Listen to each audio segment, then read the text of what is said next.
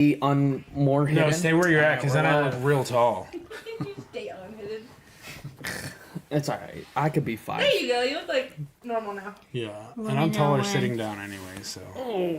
Oh, we're crossing the leg. Okay. Yeah, how fucked up does my shoe look? I'm wearing new shoes for this, and no one's going to see them. I took my shoes off. I thought about that too. Oh, you did hit live. Okay. I wasn't going to wear new shoes, I was but waiting to see how long somebody had noticed. Yeah. I was doing a little community service yesterday. Because I'm doing the job. Welcome, everybody, to the NEPA Scene Podcast, the only live streaming face-to-face arts and entertainment podcast covering northeastern Pennsylvania, offering a true alternative voice in local media. We're coming to you from the NEPA Scene studio underneath Center City Print in downtown Scranton. I'm Rich Howells, the founder and editor of NEPA Scene. Summer Costco's behind the scenes in the producer's chair. And tonight we're here with photographer and promoter Donna Rose and local hip-hop artists Xdrenaline and Nuece, who are all involved in the performances and organizing of the Jump the Gap Music Festival coming to the skate park at Hollenbeck in Wilkes-Barre on Thursday, September 3rd, in the Ritz Theater at the Dungeon at the Ritz in Scranton on Friday, September 4th and Saturday, September 5th. We're talking about founding and building on this massive 3-day event, curating mixed genre lineups like this one, what goes into booking concerts with local and touring acts at small venues like Union Vapors, their strong opinions on the NEPA rap and hip-hop scene and what it needs to thrive, the importance of photography to the music scene, using creative social media marketing to get the word out about shows, the struggles to make all of this work independently, and much, much more. So please join our conversation with your questions and comments down below. We'll get to those later on in the show. We have had many conversations after shows, particularly at Union or after the open mic and things like that over the years. So I know they have some strong opinions on things. So This is going to be fun. we want you to also share your strong opinions in the comments down below. So let's have a real good lively discussion tonight. Talk to me in the comments. Yes, My yes. Summer emotional will be support in the comments soundtrack. the whole time. So make sure you get all of your opinions in there before the end of the live stream, and we'll address them in just a little bit. So Summer, cue the music.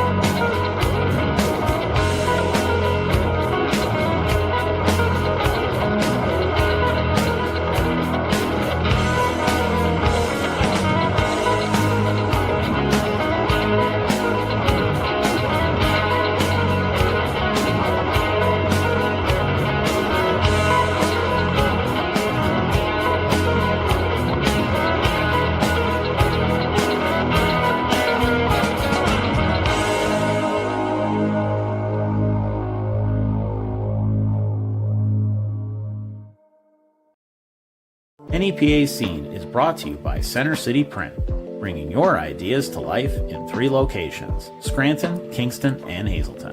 These one-stop shops are locally owned and operated, providing high-quality print products at affordable prices. From business cards, brochures, and banners to posters, flyers, and tickets, let their custom design solutions and exceptional customer service make your next project a reality. Use promo code NEPA Scene in person or online at centercityprint.com for 10% off. Like the news. Does was she a lie. like it? Huh? Does she like it? Does she enjoy it? No. No. No, I didn't think so. No, she's Yeah. only 2. Yeah. The last time I did it, she said, Bluey! I was like, okay. I mean, there's a lot of blue here, so that helps. Yeah, I mean, I just be like, just look at the room. Yeah, right? So much blue. So if you could start by introducing yourselves and maybe just tell us a little bit about yourself. I'm Donna, and I promote stuff, and I play on TikTok, and I take pictures. And I play on TikTok way more than I probably should as a promoter, but it's working. So Do we use the fake names? You can Yes, use you you want to. I would say use your real name and then, but I go by and then Huh? you know. I am Brian and This is what Xdrenaline. it sounds like. Did I do it right? Brian. Excellent, perfect. Cool. I make I do the hip hoppity stuff, and tap dance, and go on stage and embarrass myself. I dabble in comedy because my music's a joke.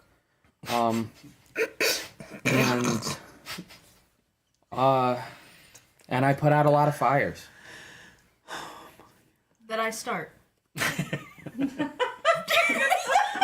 Yes. How do I follow that up? Try doing a professional one. Yeah, okay. So for the people watching who don't know me, my name is Doc Nuece. I'm only going to go by Doc Nuece because that's how I perform as an entertainer.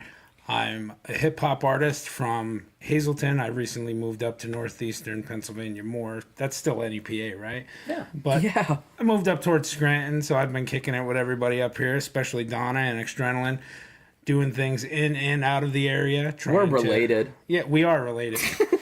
I don't tell people that. It's kind of embarrassing. But Been hanging out with. No, this isn't. you said be professional. I'm trying to be a professional, right? Yeah. It's, All right. okay. I'm sorry. That's already out the window. We're Yeah. 6 minutes in. It's There's already no out more. the window. It's only It's only been 6 minutes in. But no, yeah, we've been doing some pretty good stuff. I mean, we've been doing shows in and out of the area. We were just in New York. We have a big event coming up that Donna's actually promoting for Jump the Gap. And, we'll both be at the Electric City Music Conference. I don't know. I think you're performing at the 12th upstairs and I'm downstairs at the Ritz. So We'll be at the Ritz. we will be at the Ritz. You're gonna have to come to figure out where we'll be at the Ritz. All right. So we'll start with Donna. We'll talk about photography for a little bit, and then we'll get into your music after that. So, Donna, when and how did you first get into photography? I was like 15 years old. I don't know if you know what the Social Fabric Collective is. Vaguely familiar. So they're actually a non-profit organization that dedicates a lot of their time to helping students. They give them scholarships for high school students. They started working with younger kids, and they actually work a lot with people with disabilities and everything like that. Because I have ADHD. This is gonna go all over the place. So they work with You started so strong. I know I did. So they're actually okay, we're gonna start with this. They give out scholarships for kids that are interested in photography careers. Because not a lot of people have the means to go to college, but then they also give you they do a lot of the basics, and they do a lot of if you want to go into depth with it, they give you programs to follow up with the little programs. But they focus a lot on just kids in high school, and that sounds terrible. They they help they teach kids how to do photography. And then they provide cameras and the equipment, the MacBooks, or iMacs. They were iMacs, and they have people professional photographers from all across the world come in. They do New York trips, and they take them to photography expositions so they can find out different cameras and different things, and, all this other stuff. So they're actually super helpful to the community. And also, I'll send you the link if you want to ever show parents and stuff for that, because that's how I got started with it. So they were really helpful, and then they also dedicate a lot of their time to teaching legally blind kids how to do photography, and how to kind of work the mechanics of it more manually, because they can't really rely on seeing. So I mean, That's pretty cool. yeah, so they do a lot for kids in photography. So that's how I got into it. I tried going to college for it. I dropped out my second semester. I went to LCC. That I just didn't want to do it. Did you always lean towards music concert photography, or? So yeah, actually, when I was a kid, I used to go a lot of the times to a lot of the shows at LCCC, CCC.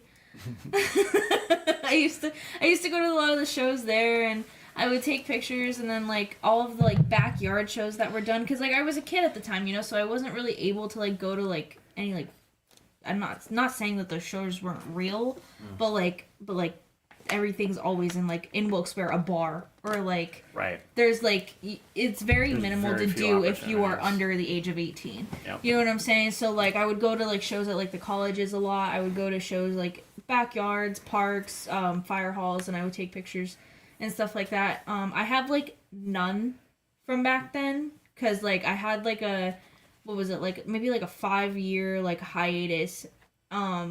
After a while, I stopped doing photography, just due to like personal reasons, and then I just kind of picked it back up again, and I was like, hey, I wonder what kind of shit's going on down in whatever, and I just... So was that your introduction to like the local music scene in general? No, actually. Do you know who Hava Art is? Yes. Okay, so I actually started with him. So that's kind of like, this is like kind of like where the train starts. So I meet Hava Art, and he was like, they were doing a community mural, and I went and I took pictures of it. And then I met, I started reconnecting with a lot of like old friends from like, that were in the music scene like back when I was a kid. And they were like, oh, like, come check out this hip-hop show. I was like, okay. I'm not gonna name the hip-hop show because fuck them. Sorry. Wow, I like that energy. I was absolutely gonna shout them out. No, Like, we're not. as a No, we're not. shout out to them. No, we're not. Holy shit. Absolutely the fuck we're not. Oh my god, okay. No, fuck you guys. Wow! And the pot has been stirred. Yeah, well, they know who they are, so it doesn't matter. I'm pretty sure everybody else knows who they are. You know who you I mean, when you charge artists $250 to play in a local spot, Oh, I mean, man! it's a little, it's a little fucking, you know, it's a little, you know, get out. Anyway, besides the point, where was I? Oh, I took pictures of that show. I took pictures of that show, and then I met Desmond from Roseanne, and he started inviting me to the Keystone stage. And he was like, yeah, like, we do these hip-hop nights all of the time. I was there once a month, every month. One time they did it twice a month. That was a lot of fun. But I was there every month, just photographing these hip-hop shows, meeting all of these awesome new artists, just kind of networking that way. And then I honestly have no idea how I got into... I have no idea how I got into, like, the metal scene and shit. I think it might have been Stevie. I think Stevie invited me to the V-Spot the one day, and I don't even remember who was there. But then I just started taking pictures, and people would message me, and they're like, hey, do you have my pictures? And I'm like, who are you? And I'm just, like, sifting through these pictures, trying to figure out who's who. I was like, is this what you look like? Like, is this you? And, like, for a while there, it took a little bit, because, like, it was, like, being reintroduced to the scene. It was, like, completely new. Like, I barely knew anybody. I knew, like, 3 people. It really does change over every so many It's years. changed a lot. Like, a lot of people aren't involved. A lot of people aren't making music anymore. I actually logged into my old Spotify from, like, when I was a kid. Send request popped up. That was crazy. I was like, yeah, my emotional support sound tech right there. Hey, I was She also does. a big fan. I was a huge fan, especially when they went to... I remember... I think them at Warped Tour was, like, a huge core memory when they threw pizza at everybody. Yeah. Shout out So Much Hope Buried, guys. Yeah, But... I covered those guys when they were still around. Yeah, Yeah. yeah, they've always been awesome. I mean, at least to my knowledge. So, Yeah, always nice I guys. mean, yeah, I mean, yeah, but that's pretty much how I got reintroduced to photography in the music scene. I can't look at these comments. So, I love you guys. I mean, why do you think? And What up, I kind of have my own Steve? opinions, of course. Is Steve's there? Yeah, Yeah, fuck you, buddy. I love Steve. He didn't Anyway. do... I love Steez. All right. I love guys you, can Steve. look- All right. Talk about something else, please. All right. You didn't have to tell me he was there. Yeah, but... All right. So what is it that you think? Why do you think music photography is so important? You know, and I know it's something that you don't do as much now that you're on the promotional side of things, but you still do it. Yeah, so it's not that it doesn't matter as much. It's just hard to manage the photography aspect with the promotional aspect because a lot of the times, like, I'm working door, so it's hard to, like, go back and forth between, like, taking pictures and working door and, like, a band needs something and stuff that. But photography is actually extremely important in the music scene. I mean, without it, you don't even know what's happening. Everything's just word of mouth. There's no visual to it. Like, you know what I'm saying? Like, they're just like, oh, they sang a song with these words. That's like saying, like, oh, I wrote a song, but, like, there's no sound to it. So, like, you're just reading. Yeah. You know what I'm saying? Like, it's just not the same, you know? The thing that I guess I find about it, too, because obviously, you know, photography is incredibly important to, you know, NEPA scene and what we do and stuff, too.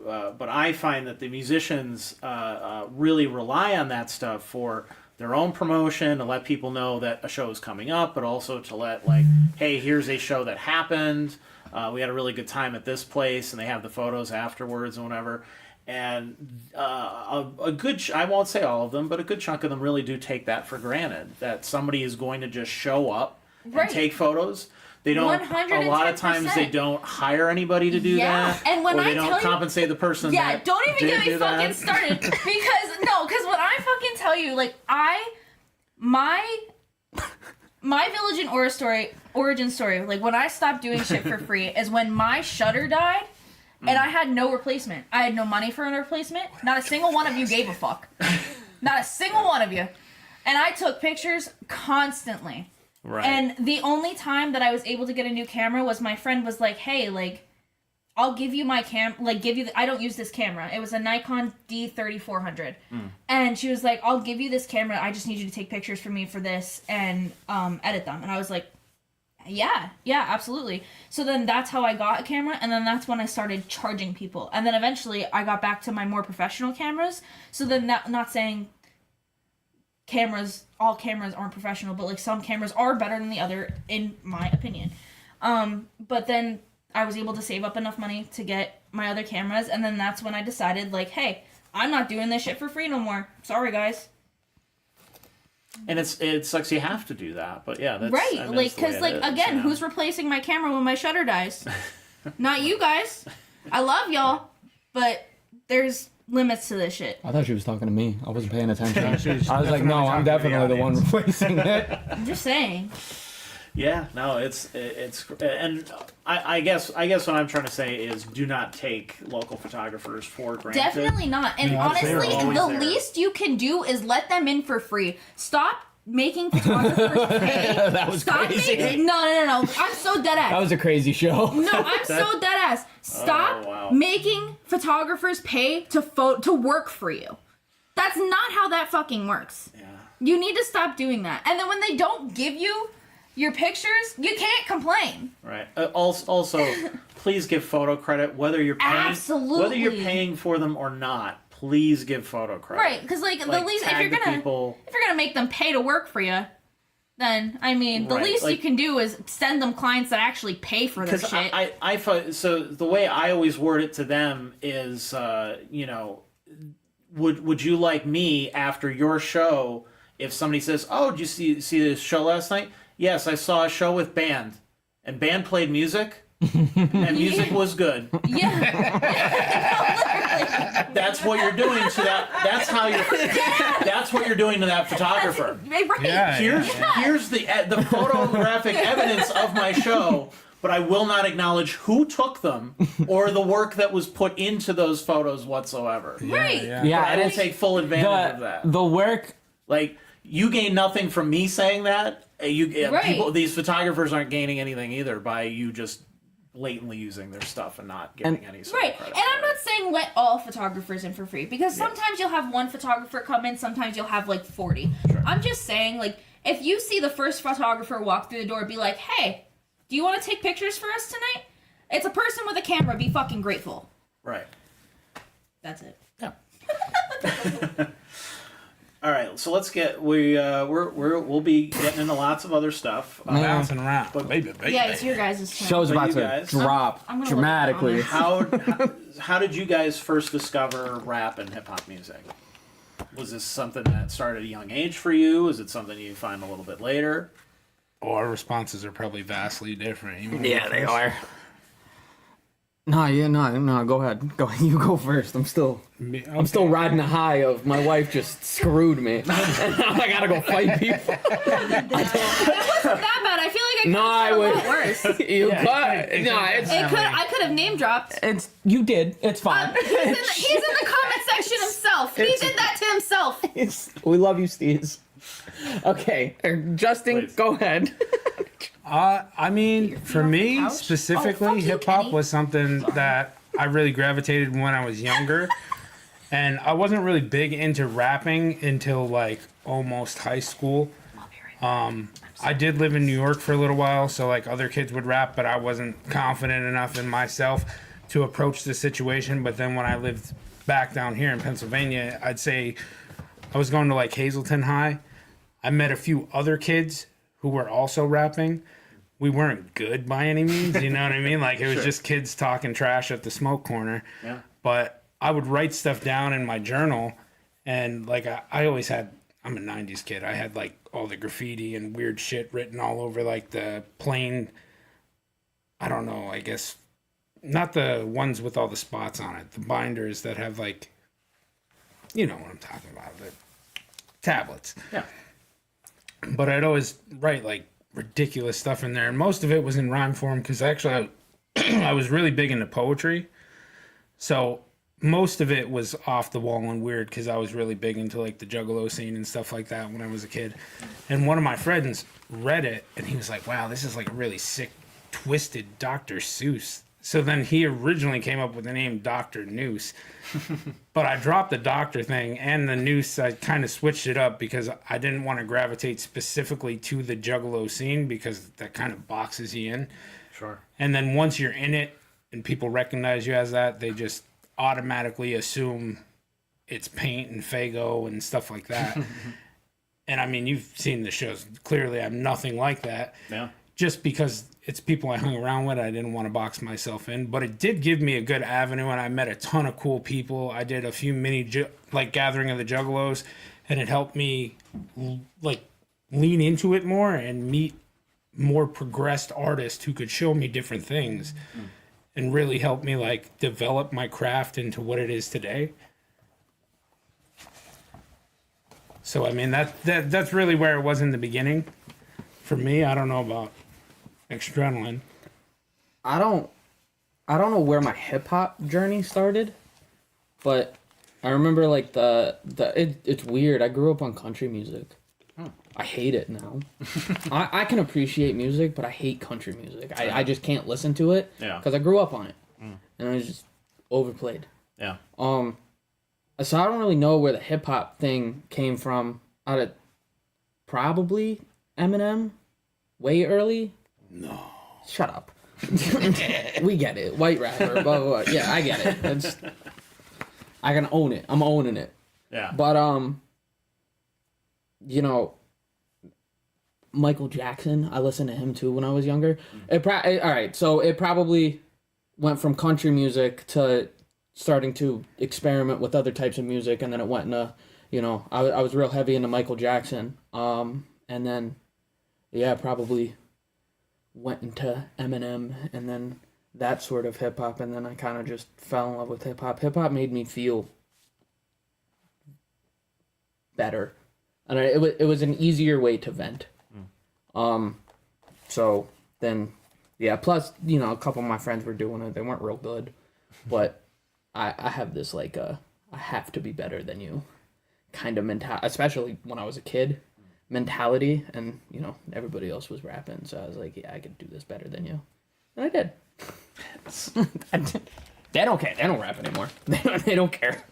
What was the drive to actually make the music yourself, to actually go ahead and do it? Like, what was it about this music that spoke to you that made you want to do it yourself? I don't know.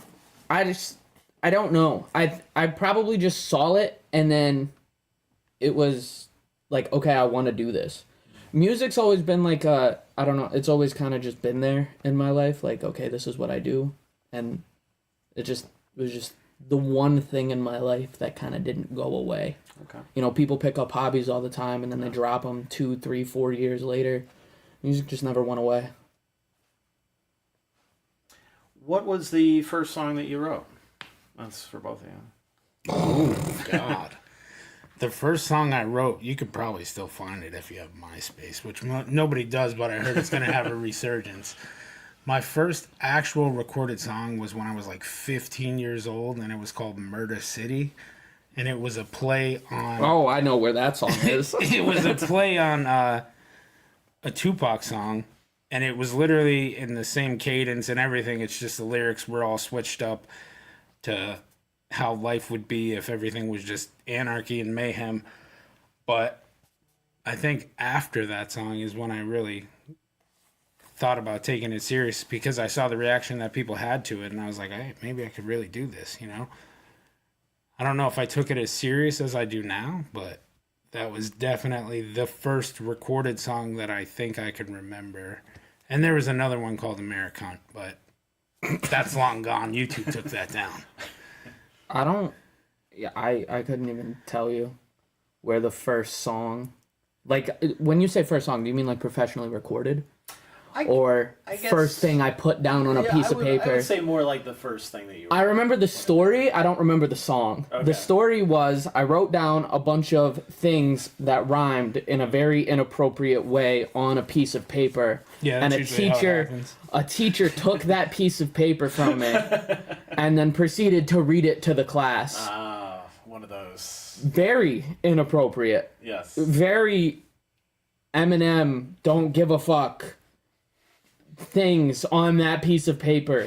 The real question And she is, read it to the class. So that was in like middle school. was it in like bar form though, or did she just read it? No, it was- Was she like spitting, or did it just happen? I don't remember. I don't remember. But it was like, it was spoken word. that's It what would she have been was so doing. much better if she's like, "Oh, look at Brian," and then just like dropped it, Fucking just the craziest 16. just killed it, and then she's like, "Go to the office." Dropped a piece of paper. No, she read it to the whole class, and then everybody kind of just made fun of me for being a rapper for the rest of the year. It was fine. It was fine. Things happen. But that's for the first song. The first like professionally recorded song that I did though, that was the fucking probably. I don't know. I don't even know. I don't would know. think probably the song you recorded for the Cryptic Wisdom show. Yeah, fuck him. He's not from here. He could eat a dick. Fuck him, you short fuck. You weirdo. He is very full of Fucking himself. weirdo. Weird dude. Don't book him. Don't book him. Nah, he No fell one's off gonna pretty show hard. up. No offense, Cryptic, but No, all you the should be in bigger places. You're very talented. That sounds. He is talented. He's just a dick. Yeah, that's the problem. I think really that was liked the his biggest music problem. too. I liked his music too, and then we met him at the show, and he was just so Such arrogant. a dick. Such a dick. It frustrates me. Really, it makes me upset when I'm a fan of something and then you meet them and then they're assholes. I tried really hard to get him to That's like the worst inspire feeling. you Yeah. because you were like 16 at the time. I'm like, do you have anything to say to him? He's like, yeah, step your game up. And I was like, yeah, what? It was. He didn't have his emotional support sound tech. If Summer was there, it'd have changed everything. Hire Summer as your emotional support sound tech. I do have some availability. Speaking of sound techs, do you guys create your own beats? Do you get them from people? Who do you get them from? Like, and songwriting wise, do you Oh, start with God, the beat and then build I'm on a that? or pirate. the I other just way? steal them off of the internet. I don't think I should be, or admitting that online. Someone gives them to me. Okay. The internet. But usually I just find them. Sometimes it'll be something that I hear that, because like sometimes I'll drive Uber and stuff and I'll like play stuff in the car, but usually it's beats because I try to create while I'm doing monotonous tasks. And I'll find some really good stuff And then when I tell people that it's just a random beat that I found off YouTube, they never seem to believe me. They're like, no, that beat was so good. And I'm like, tell the guy who made it. 'Cause I don't know where it came from. Like, usually I'll give them credit and stuff. If I could find the beat maker, I'll write like, oh, it was produced by whoever. Because even though they're free for profit, so they say, I know once I start making money off of it, they're going to come knocking. Right. And that's when I know I made it big. That's you true, know? right?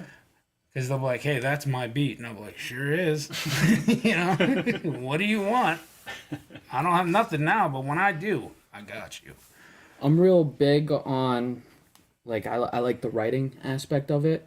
You know, a lot of big rappers will say, oh, you have to know everything. You don't. I think that's stupid. I think you should go to a studio. I think you should at least, especially if you're in a home studio, if you're good at what you do, you know, and you like it, keep doing it. But I think everybody should pay to go to a studio at some point. At least once. At least once, so you can compare. I also think you should pay for your beats. I also think that you should hire a local producer to do your beats. Yeah. But you know, I get beats. You know, Shout out Steez. Shout out Steez. He's a great local producer. Steez, Mason, Steez is a really good Soul producer. Levon. They're great guys. They do great things in the studio. But They do. Encore's really great. Steez is good. Fuck you, Steez. Oh my god. But there's damn, I lost my train of thought. You can't do that. I have ADHD. Sorry, You can't do I'm that. doing my best here. I get my beats from various places. Sometimes my friends send them to me. Sometimes, you know, sometimes bigger producers in this area will send them to me. Sometimes big producers will send them to me. So, you know, anywhere I could get beats, I'll get them. Sometimes I buy the YouTube ones. I think all of my songs right now that are out are YouTube beats, but I pay for them. I buy them. Yeah. So I'm not a dick. And they're good, Well, but technically, some of my beats are sent to me. All right, like I released a video either yesterday, today for One Shot. That was sent to me for a contest, and they're like, "Here, use this beat," and I used it. I didn't win the contest, but they didn't say I couldn't use it afterwards. So technically, that's on them. That's not on me. you're egging Unless I them make on, by money. the way. I see you. You're egging them on. You're egging these comments on. Me? That's all summer. That's summer? Yeah. Whoa! I don't, Wow. Yeah. Wow. Get the emotional support I'm not in the comments. These are my questions. But Okay. you said writing process. I think it varies different between, at least between us. We write. My writing process Yeah. is fucking crazy. His writing process It's really will dumb. drive me up a wall. I can't listen to music when I write. It's weird. Yeah. I'll listen to the beat for a little bit. I'll catch the flow, and then I He's need disgusting. silence. Like absolute It's- silence, and then I will give you how many verses you want. You want a hook? I'll write a hook. I'll do whatever because I catch the rhythm in my brain. But if people keep playing the beat, then it kind of throws off that internal clock, and I'm like, I gotta step out for a minute. The song that we have a song called Shut It Down. Shut It Down is a very complicated song on his part, not mine. Mine's just whatever, some words that rhyme. His verse is super complicated. It's very complex. And he wrote it, and I'm not joking, a minute. Like, and it's insanity to me how artists can do that. He's gross. I can't do that. Yeah. It takes me forever to write a song. 1, 2, I write in a really weird way. A lot of artists do this punch-in method. That's a talent within itself. If you can do that, awesome. Yeah. I cannot. I can't. But I when I'm writing, I kind of do that. So I'll like listen to the beat, and then I'll like, okay, this line sounds good, and then like I'll rewind the beat. I'll listen to myself in my head of how I sound. And then I'll write the next thing, and then I'll go back, and then I'll do it again, and then I'll write the next part, and then I'll go back, and I'll do it again.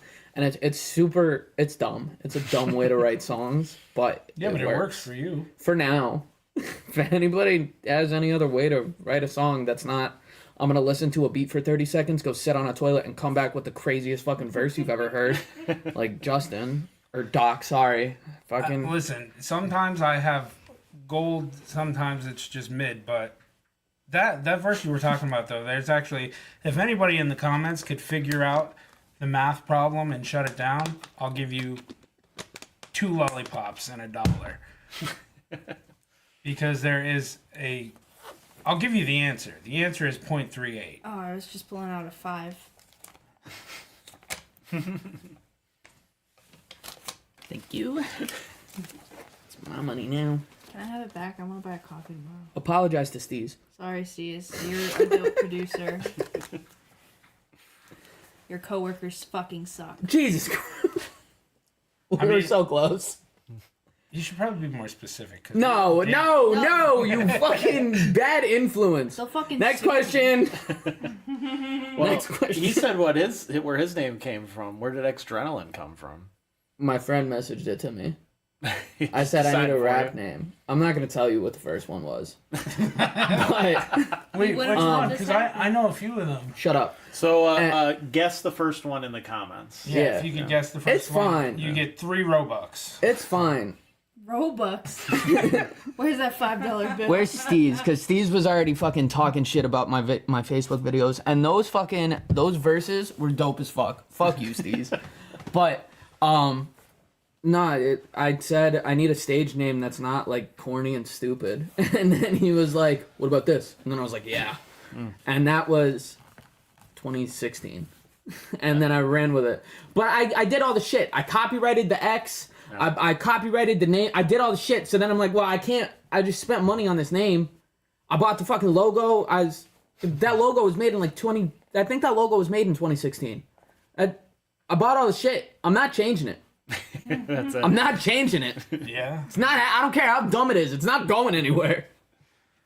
So let me ask this then: how did you guys discover that there's local rap and hip hop out there? That there's a scene of people doing that, and like, you know, how did that work for you? I discovered it through you. Yeah, I actually, so I was really young when I started doing music, and shout out to, he's probably in there somewhere watching this, shout out to Josh Miniker. He got me started because his roommate at the time had like an at-home studio and let us come record, and it was me and another kid that used to go by Atrocity Killer or AK, and we were like just 15-year-old degenerates that really needed an outlet, and they gave it to us, and it kept us out of a lot of, I won't say a lot of trouble, but most of the trouble we could have gotten into because we knew we had stuff to do on the weekends. Like, and we didn't originally start in the area because they were getting us booked in like Allentown when the Croc Rock was real big, even though we probably weren't allowed in there, but I don't think it exists anymore, so I could say it as much as I want. We were in the Croc Rock when we were 15, you know? His story's gonna take 8 years. I'm gonna run it back. No, it ain't gonna take Oh, 8 years. hey, why'd you say that? Keep going. But I figured out the networking through them because that's where the DRX comes from. Because it was our original record label, which is Dauntless Records and still shall be, because this year we're going to do a revival on it, Dauntless Records and recording.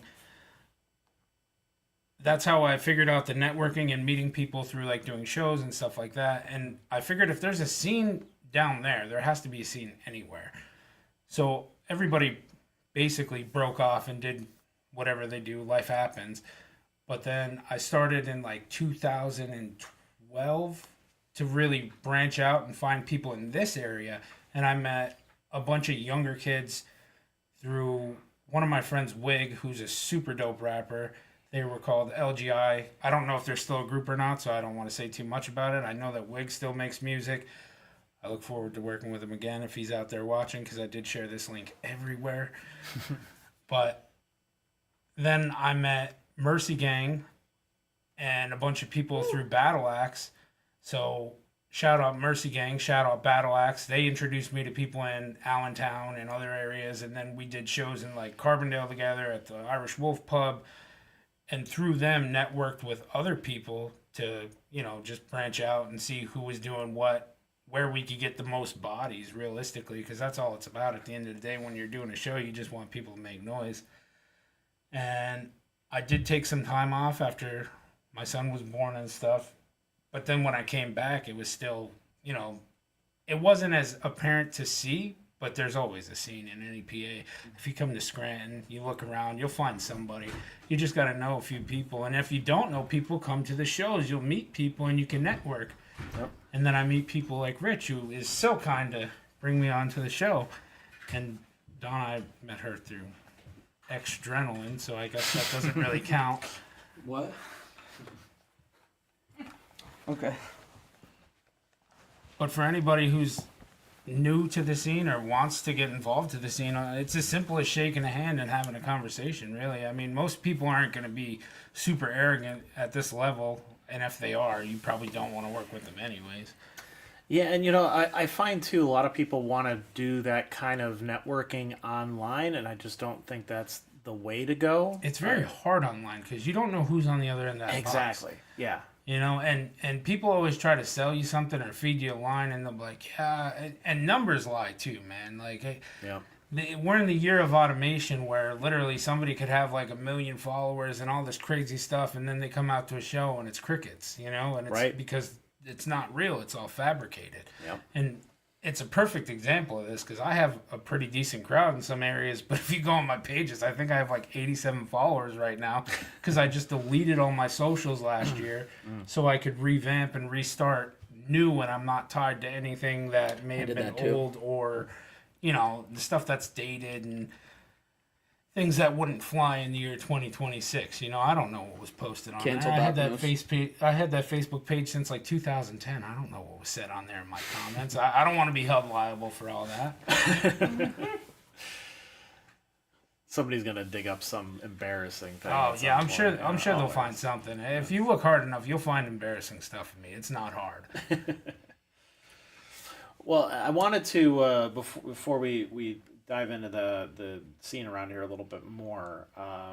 Speaking of things you can find online, you have 3 singles online that people can find on like Spotify and Apple and YouTube and all that good stuff.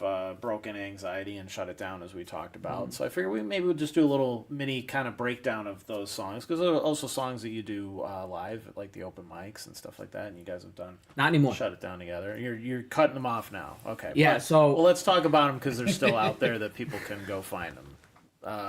Let's start with Shut It Down, since that involves both of you guys. Oh yeah. Shut It Down was the first song that, before I got involved in the scene and stuff, and like, going to that like Roseanne show and stuff, shout out those guys.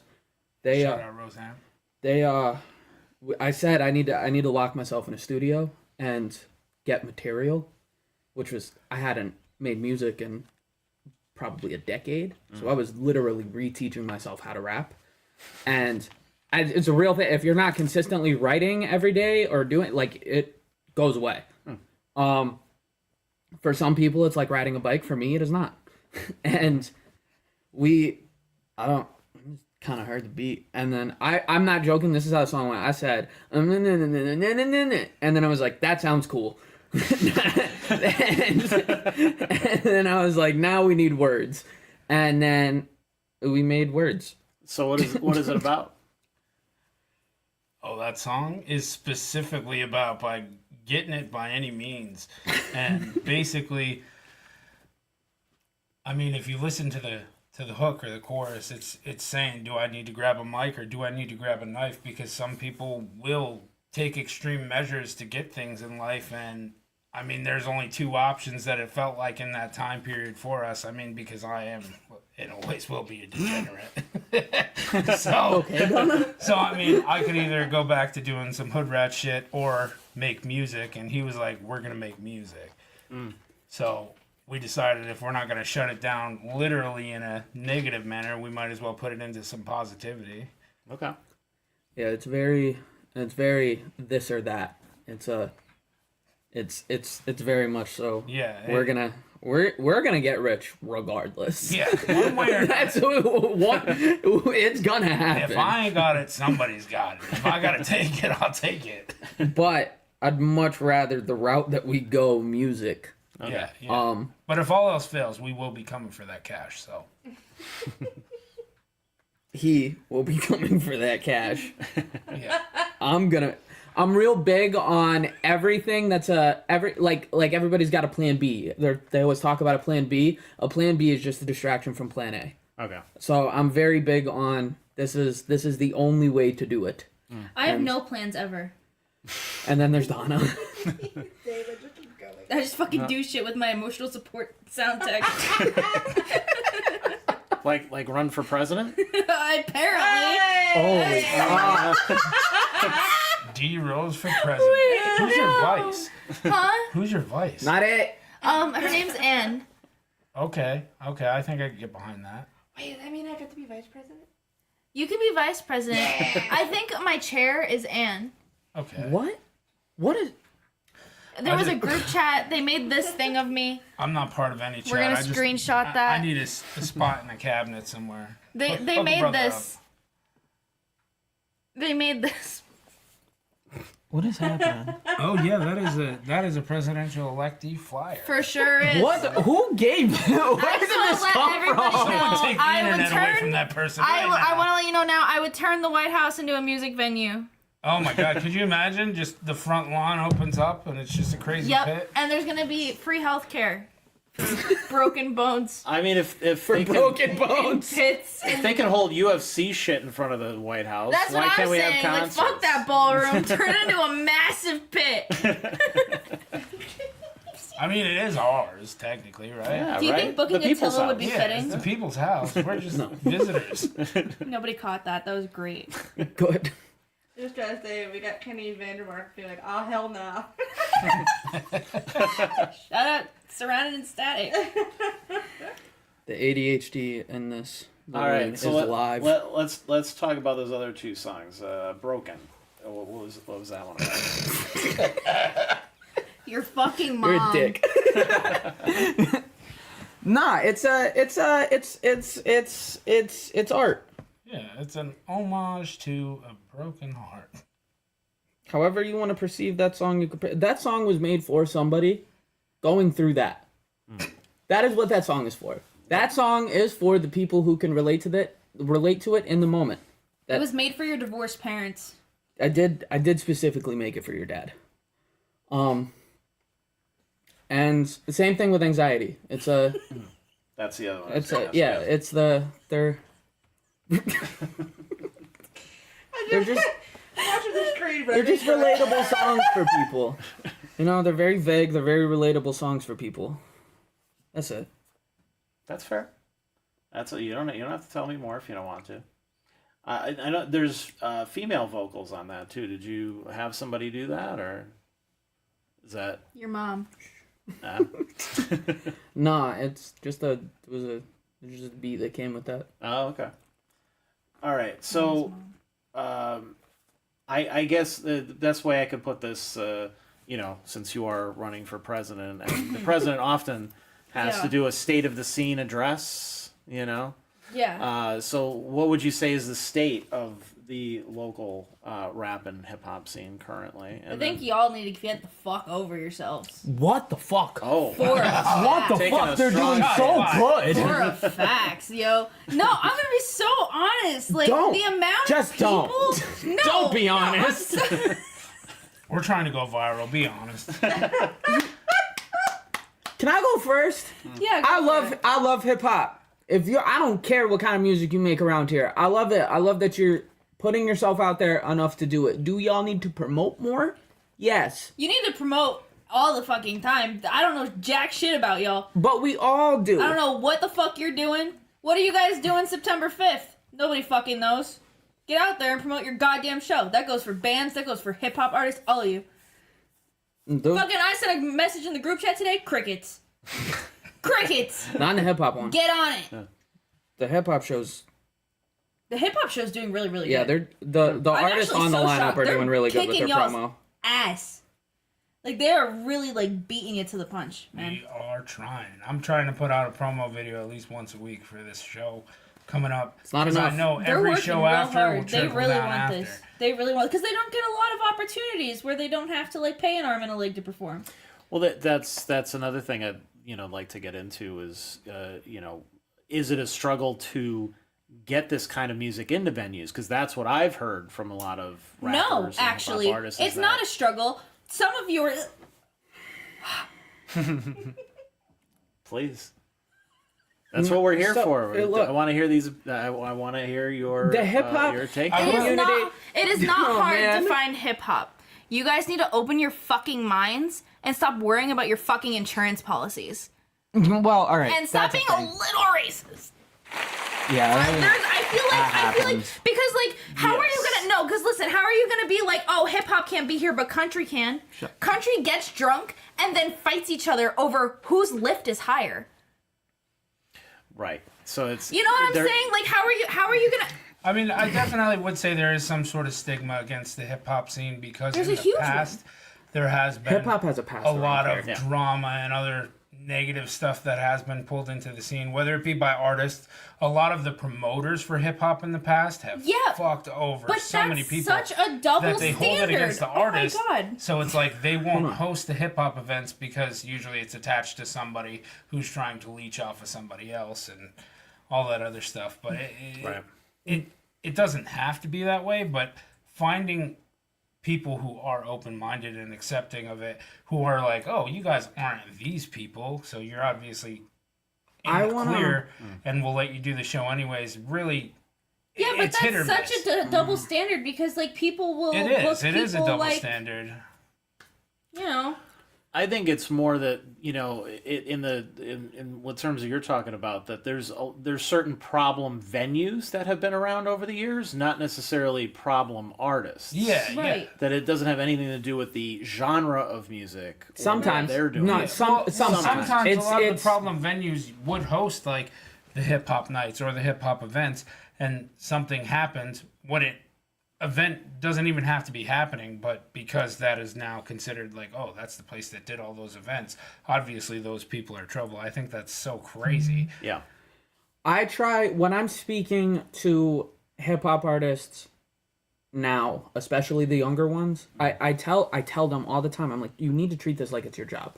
Like, you have to be as professional as humanly possible, and you got to network. You got to talk to people. You got to build a relationship, build friendships. You know, do your thing. But keep that drama shit outside. Yeah. Keep it outside. And we had some venues in this area before, and some shit went down at some of these venues, and then that scared a lot of the other venues. So I'm really trying to show some of these venues that it's not like this, because it's not. It's 1% of the time, and it doesn't have to be bad, and these shows could be really good, and bullshit doesn't have to happen at these shows. Yeah, but like people need to understand that these things can happen anywhere. Yeah, Like, for you any have- reason. But yeah, it is. Yeah. You know yeah, what? she's right. Mark literally just broke his arm the other day. Shout out, Mark. Like, how are you gonna be like? You know, it's such a double standard. I think it's because a lot of people like to book their friends and they want certain types of music in their venue, and they just make up reasons because it's. I'm gonna be honest. Like, I mean, I selfishly book new metal shows. Don't get me wrong, but there's certain venues around here who selfishly book certain genres all of the time and leave the other people out. But if you're not a cover band, or you're not a metal band, or you're not what the fuck ever, that if you solo artists have it the hardest around here. You know what I'm saying? Like, I disagree. I think they do. I really think I think they bands. do. I think bands have it tough too, because you've got so much shit happening in the band, and you have so many. You have different mouths to feed. You have But different. I think she's talking about the perspectives. reach. No, I'm Because talking if you're about just the a reach solo of people. individual artist, Like, yeah, because if you're a solo artist and you're producing original music, and you're sitting, I'm not saying that it's less entertaining, but like to the people without brain cells who can't really appreciate art, you're doing good, Donna. They don't see shaking ass and jumping up and down and screaming and fucking. They're just standing there and they're not really like taking it in. They're just blankly staring, and then they're like, "What the fuck?" I always find it fascinating too when when I host the open mics. Obviously, sometimes you get a crowd that's really into it. Sometimes you have a crowd that maybe isn't into it, Well, or right, that right. sort of thing. And the rappers really put a lot of time and effort into trying to engage in the crowd and talk to them and Absolutely. stuff like that and that 'Cause sort they of have thing. to rely And on it sucks crowd when people aren't giving that back. And then as soon as we wrap up for the night, we turn the lights off. We're all good. We're packing up. What do they go and put on the jukebox? The exact same rap music, they put rap hip hop music music. on. That's what they're actually listening to. Then they turn. Then they go outside in the parking lot. They turn their car on. What am I hearing come out of their car? the exact same music. Where do you think all those guys came from? Yeah, Where do you hip think? hop Is because they were were doing little the exact people. same Hip-hop thing in point, some yeah. little bar in the middle of nowhere that nobody was paying attention to, and had to struggle and get where they are. It's like, Well, why I won't think this these is people why- It's give I think this is somebody why. who's up and coming the same Yeah. courtesy at the very least? Well, if it's one thing that I'm realizing a lot with, sorry. She's not gonna let me talk, chat. If it's one thing that I've learned a lot, especially with strangers coming in, because I haven't been seeing a lot of my friends at shows lately. It's all been strangers. Shots fired, for sure. But so my shows have been breaking like maybe like 40-ish people, especially at the dungeon, and lately it's all been strangers. And I've been noticing a lot of reactions and a lot of feedback I've been getting because I've been TikToking, and it's going really well.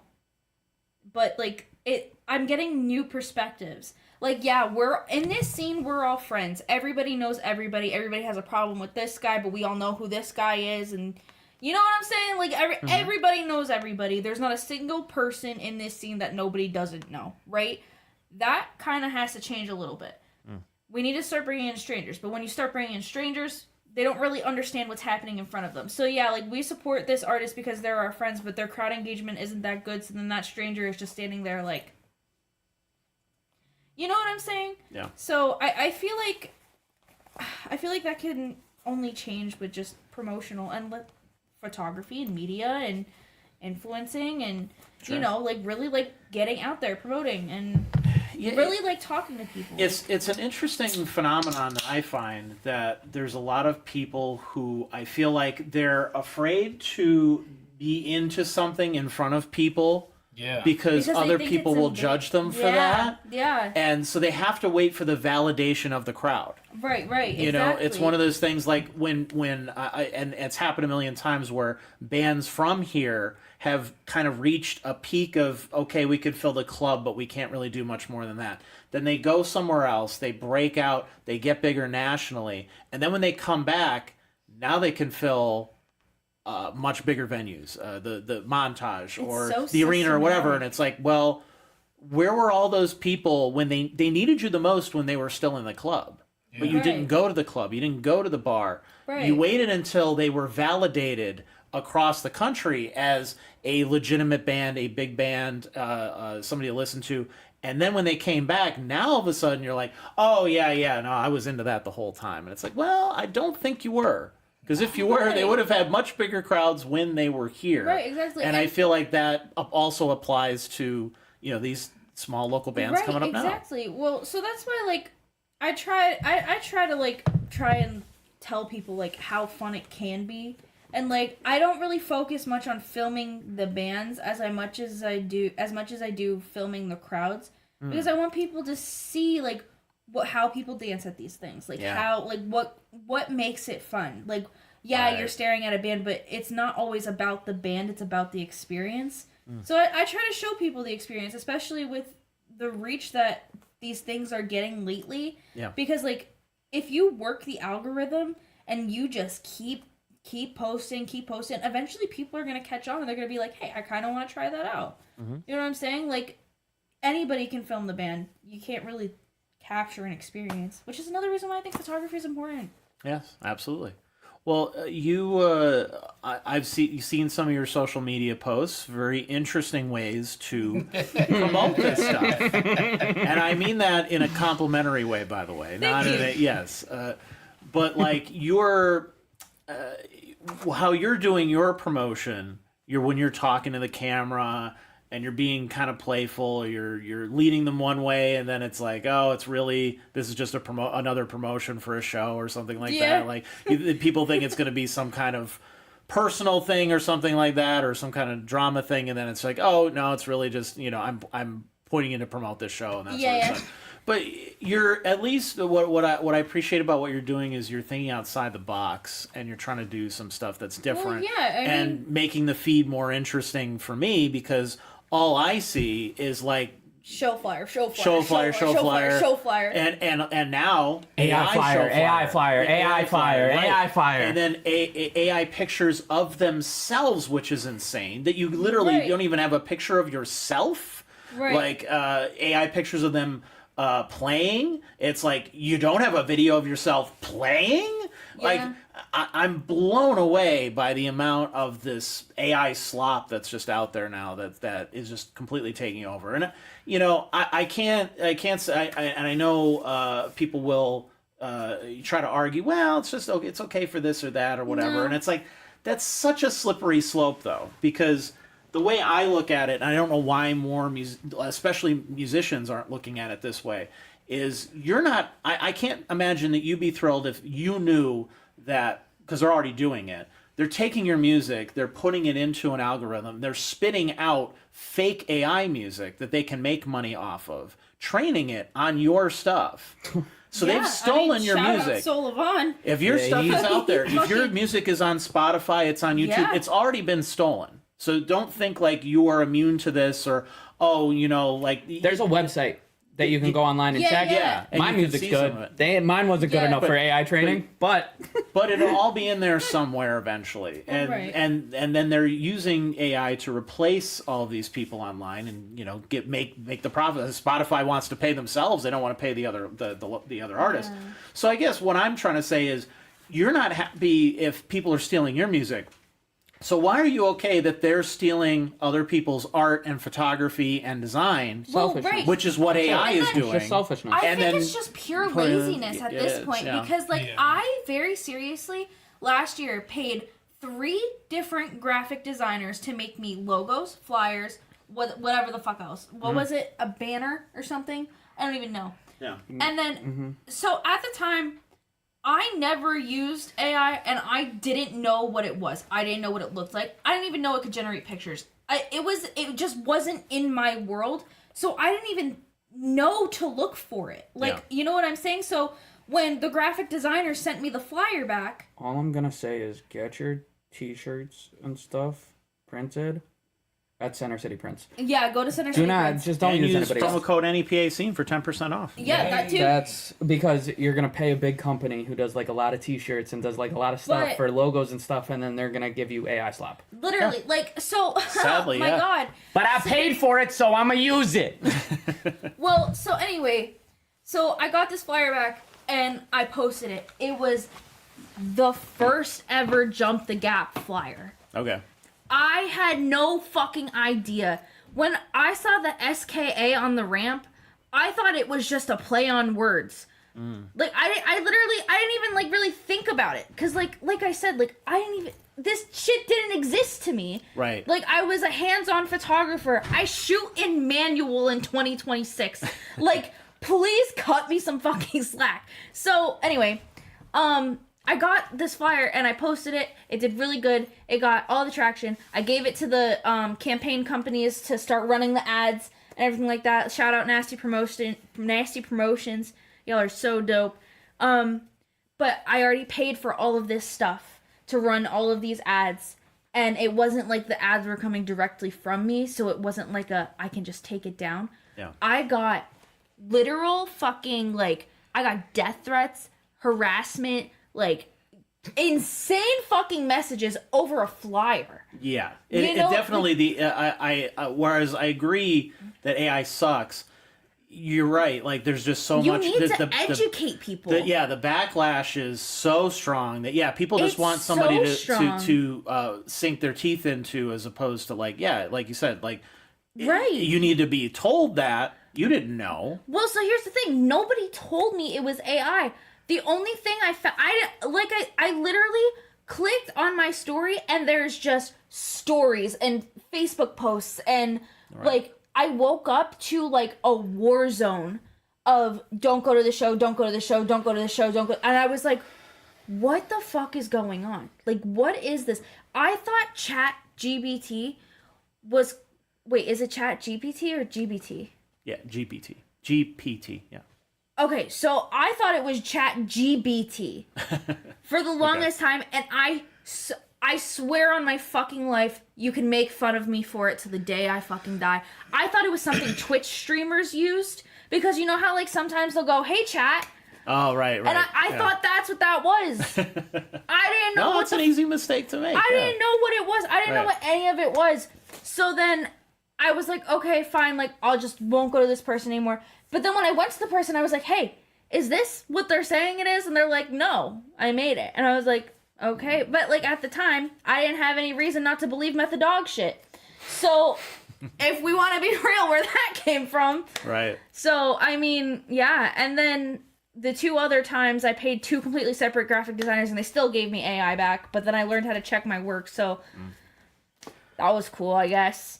I think that's crazy, especially for flyers, because like That's what I'm saying. It's such I've an been easy making miss. my own flyers on like an iPad or something similar since like forever, because one time somebody spelled my name wrong, and I was like, you know what? So you're like, never again. Yeah, never again. I'll take their flyer, I'll edit it, I'll do whatever. But if I don't trust the flyer, I won't use it. I'll just make my own. Yeah. And like, it's just so much easier that way, because like, it takes not that much, you know? Like, sometimes if you're busy, like, if you have a ton of stuff going on, it is easier to have somebody else do it. But, like, you're Well, 'cause, really like- taking 5 seconds to just put the stuff in and have AI do it, when it could take, like, 10 minutes. You could have something solid and nobody's going to break your balls about it. Right. Well, right, and I mean it's such a hard fucking concept, because at the same time, like, I mean, at this point in time, everybody should know about it. I mean, everything was such a big stink, unless you're like maybe like, I want to say like maybe like 60, Yeah. like old as fuck. Sure. You know what I'm saying? Like, because like people don't really like that don't really understand it, and then I just feel like people should have a little bit more empathy, and like at some point you have to be like, hey, this is what's happening, and if you notify that person and they still tell you to go fuck yourself, then maybe tell them to go fuck themselves. Right. You know what I'm saying? Like, don't just jump the gun and be like, this person's a horrible person and she needs to die. And it's also those same people who are all dogpiling on people. None of those people are also pointing out all the positive stuff going on in the area. They're not saying like, hey, go to this show. This show's great. Like, this person's doing a good job. Look at their people are flyers, professional great, whatever. haters. They all just... There are Professional haters. people. They are D1 professional There haters, are Division people- 1, like... D1 haters. There are people in this earth, in this world, that cannot live without some sort of drama and some They sort of thrive hate. off negativity. That is their whole point of existence, and that's okay. It's fine. We need those people to drive other people to do dope shit. I basically take those Yeah. people and know exactly what I don't want to be. Right. AI and hip hop is bad. AI and hip hop is really bad. I had a guy Yeah, message that's me. probably Except for this becoming a intro whole... that I I'm had gonna a- do. it's I'm a gonna use whole AI it's a for whole it. problem. I yeah. what? Shut up! I had a whole. I made an engagement post. It was just for engagement because I get my flyers and stuff from my friends. But I needed. I set. Oh, what the fuck was the status? I don't remember. It was like, I need somebody to make cover art. Who can make cover art? And I had my shit goes to my threads too, which I don't look at ever. And I usually end up like deleting a lot of stuff. None of my shit on threads ever gets deleted because I forget it exists. But I had a guy message me on threads, and then he followed me on Instagram, and then he DM'd me on Instagram, and then he was like, I do the flyers for $40. And then I was like, you just scroll through his Instagram. It's all AI. It's all chat. It's all AI. Yep. And I was like, I had time that day, and I was like, all of this is AI. Why would I pay you $40 when I could just pay $20 a month Right. to have it make the same exact thing? And he was like, it's not. Da, da, da, da, da, da. And I was like, this is bad. It's so obvious. Hip hop and AI and hip hop and scamming is really, really, really bad. It's really, really bad. You have promotional pages that are all botted, and the botted stuff is so advanced now that you have like real comments, like instead of like a bunch of fire emojis or whatever, which I think looks dumb as fuck anyways. But I appreciate the hip hop artists that don't know about the fire emoji thing and how stupid it looks. You're still doing it. It's fine. I appreciate you for even commenting on my stuff. But it looks botted. But now these bots, they're real life comments. Like, I mean, they're stupid comments, but they're comments. They're not just emojis. It's like, this hook is fire. Yeah. The first verse, doesn't compare to the second verse. Like, they're weird comments, but they're advanced comments, and I'm like, this is fucking awful. And it's the majority, at least from what I see, is hip hop artists doing this stuff. Yeah. And it's like, you're really gonna be very upset when you go to book a show and nobody shows up. Yeah. These labels, and I don't know, I'm not gonna pretend like I know, but I would assume that these labels are looking at two metrics and not just your IG followers. They're looking at how much merch you can sell and how many tickets you can sell. Yeah, how many asses And and seats? When people realize that those We love followers are asses just smoke and and mirrors, and I don't care if you have 50 followers, I don't care if you have 50 followers, I don't care if you have 500,000 followers. You're hip hop's a scam. Yeah, that's like such a deep conversation that can go on for like hours and hours and hours and hours. Like it is such like it's Thanks, it's Summer. A hole. Shout out Summer. Fucking It's a fire fucking hole, bro. emoji. To be fair, I don't know what you were referring to. I do like the fire. I don't even remember what we So- said like these past like 10 minutes. I don't even remember what we were talking about. Well, let me redirect a little bit then. Oh hell yeah!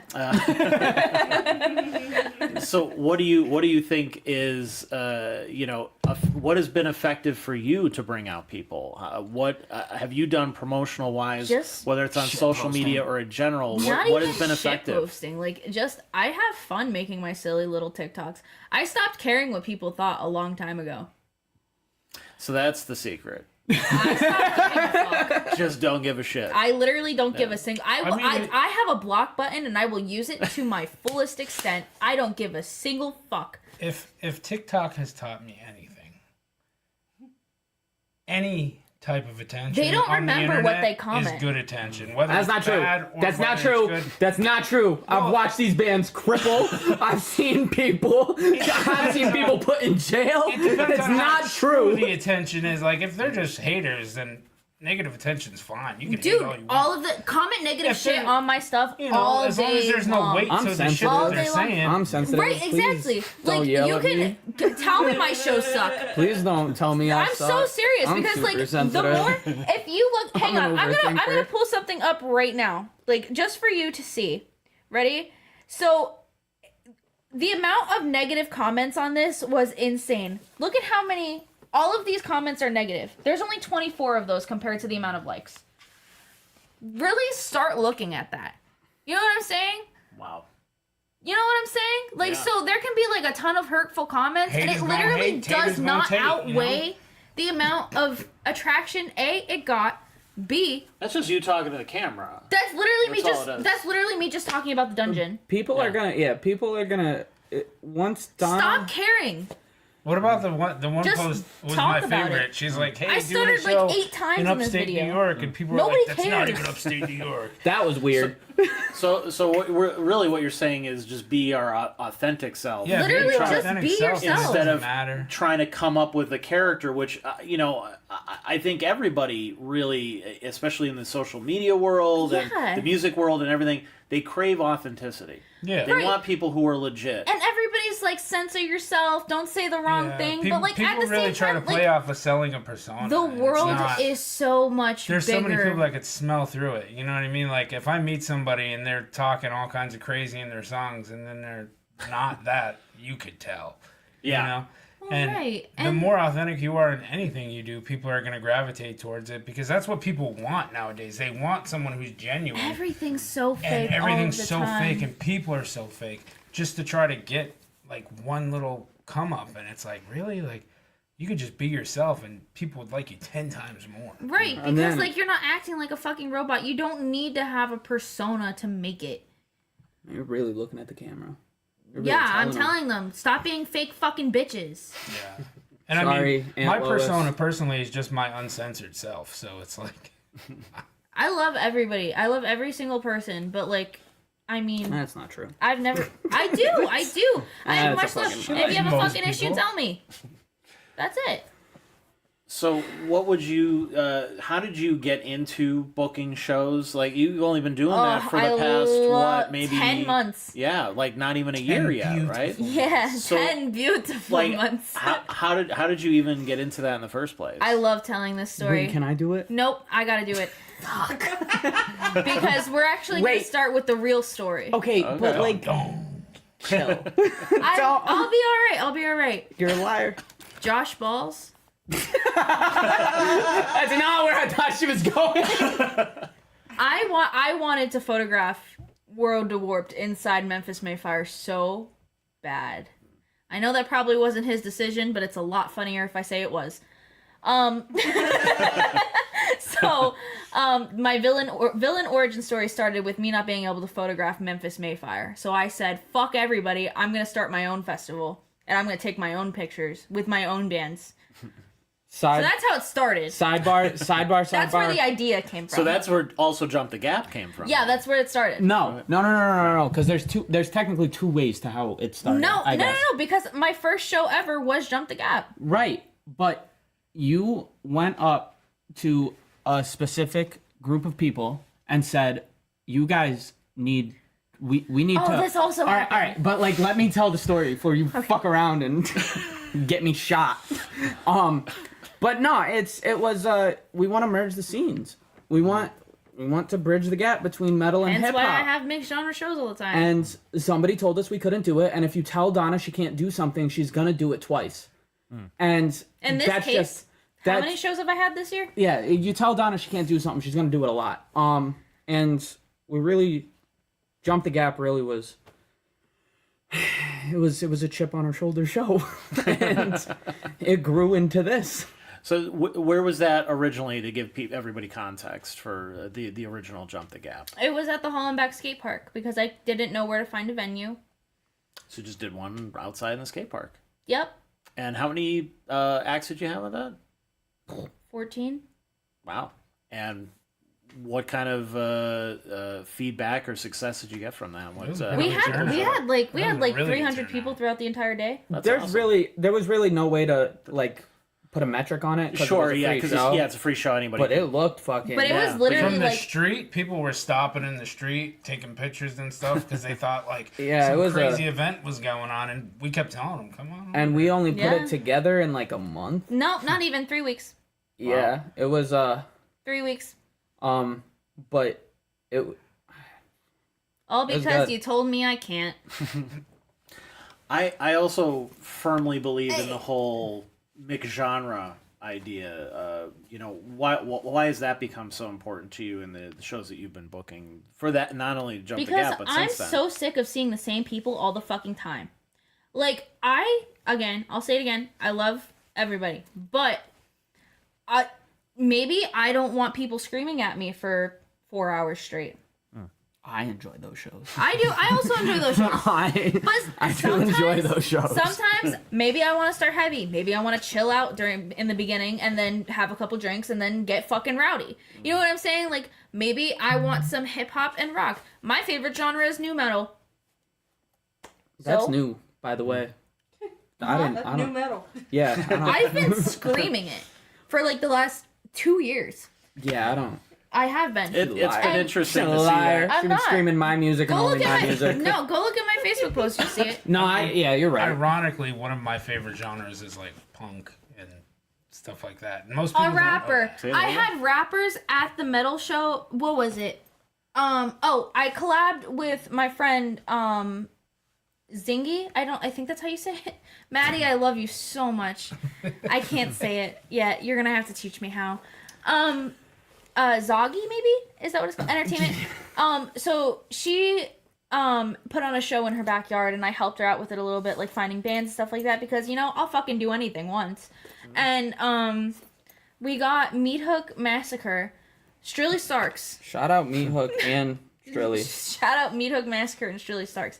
Fucking. We Crazy had sentence. the hip hop artists throwing trash cans at people and like literally like doing kick flips, fucking spin kicks Off of people's faces. off of people's faces. Like, yeah. People it were was- bouncing. Like, these hip hop artists really support the rock music, but the rock music really just doesn't fucking support the hip hop. So if I don't see you people out, fuck Swamp Fest. Is that what it's called? Fuck Swamp Fest. Come to didn't the do hip hop anything. show. They didn't They do- booked the same day as the hip hop day. That's fine. That's okay. I'm just kidding. That's I love fine. all of you on it. I'm I'm so sorry. It was That's just a joke. fine. Please don't cancel me. Have your show. It's okay. I was just kidding.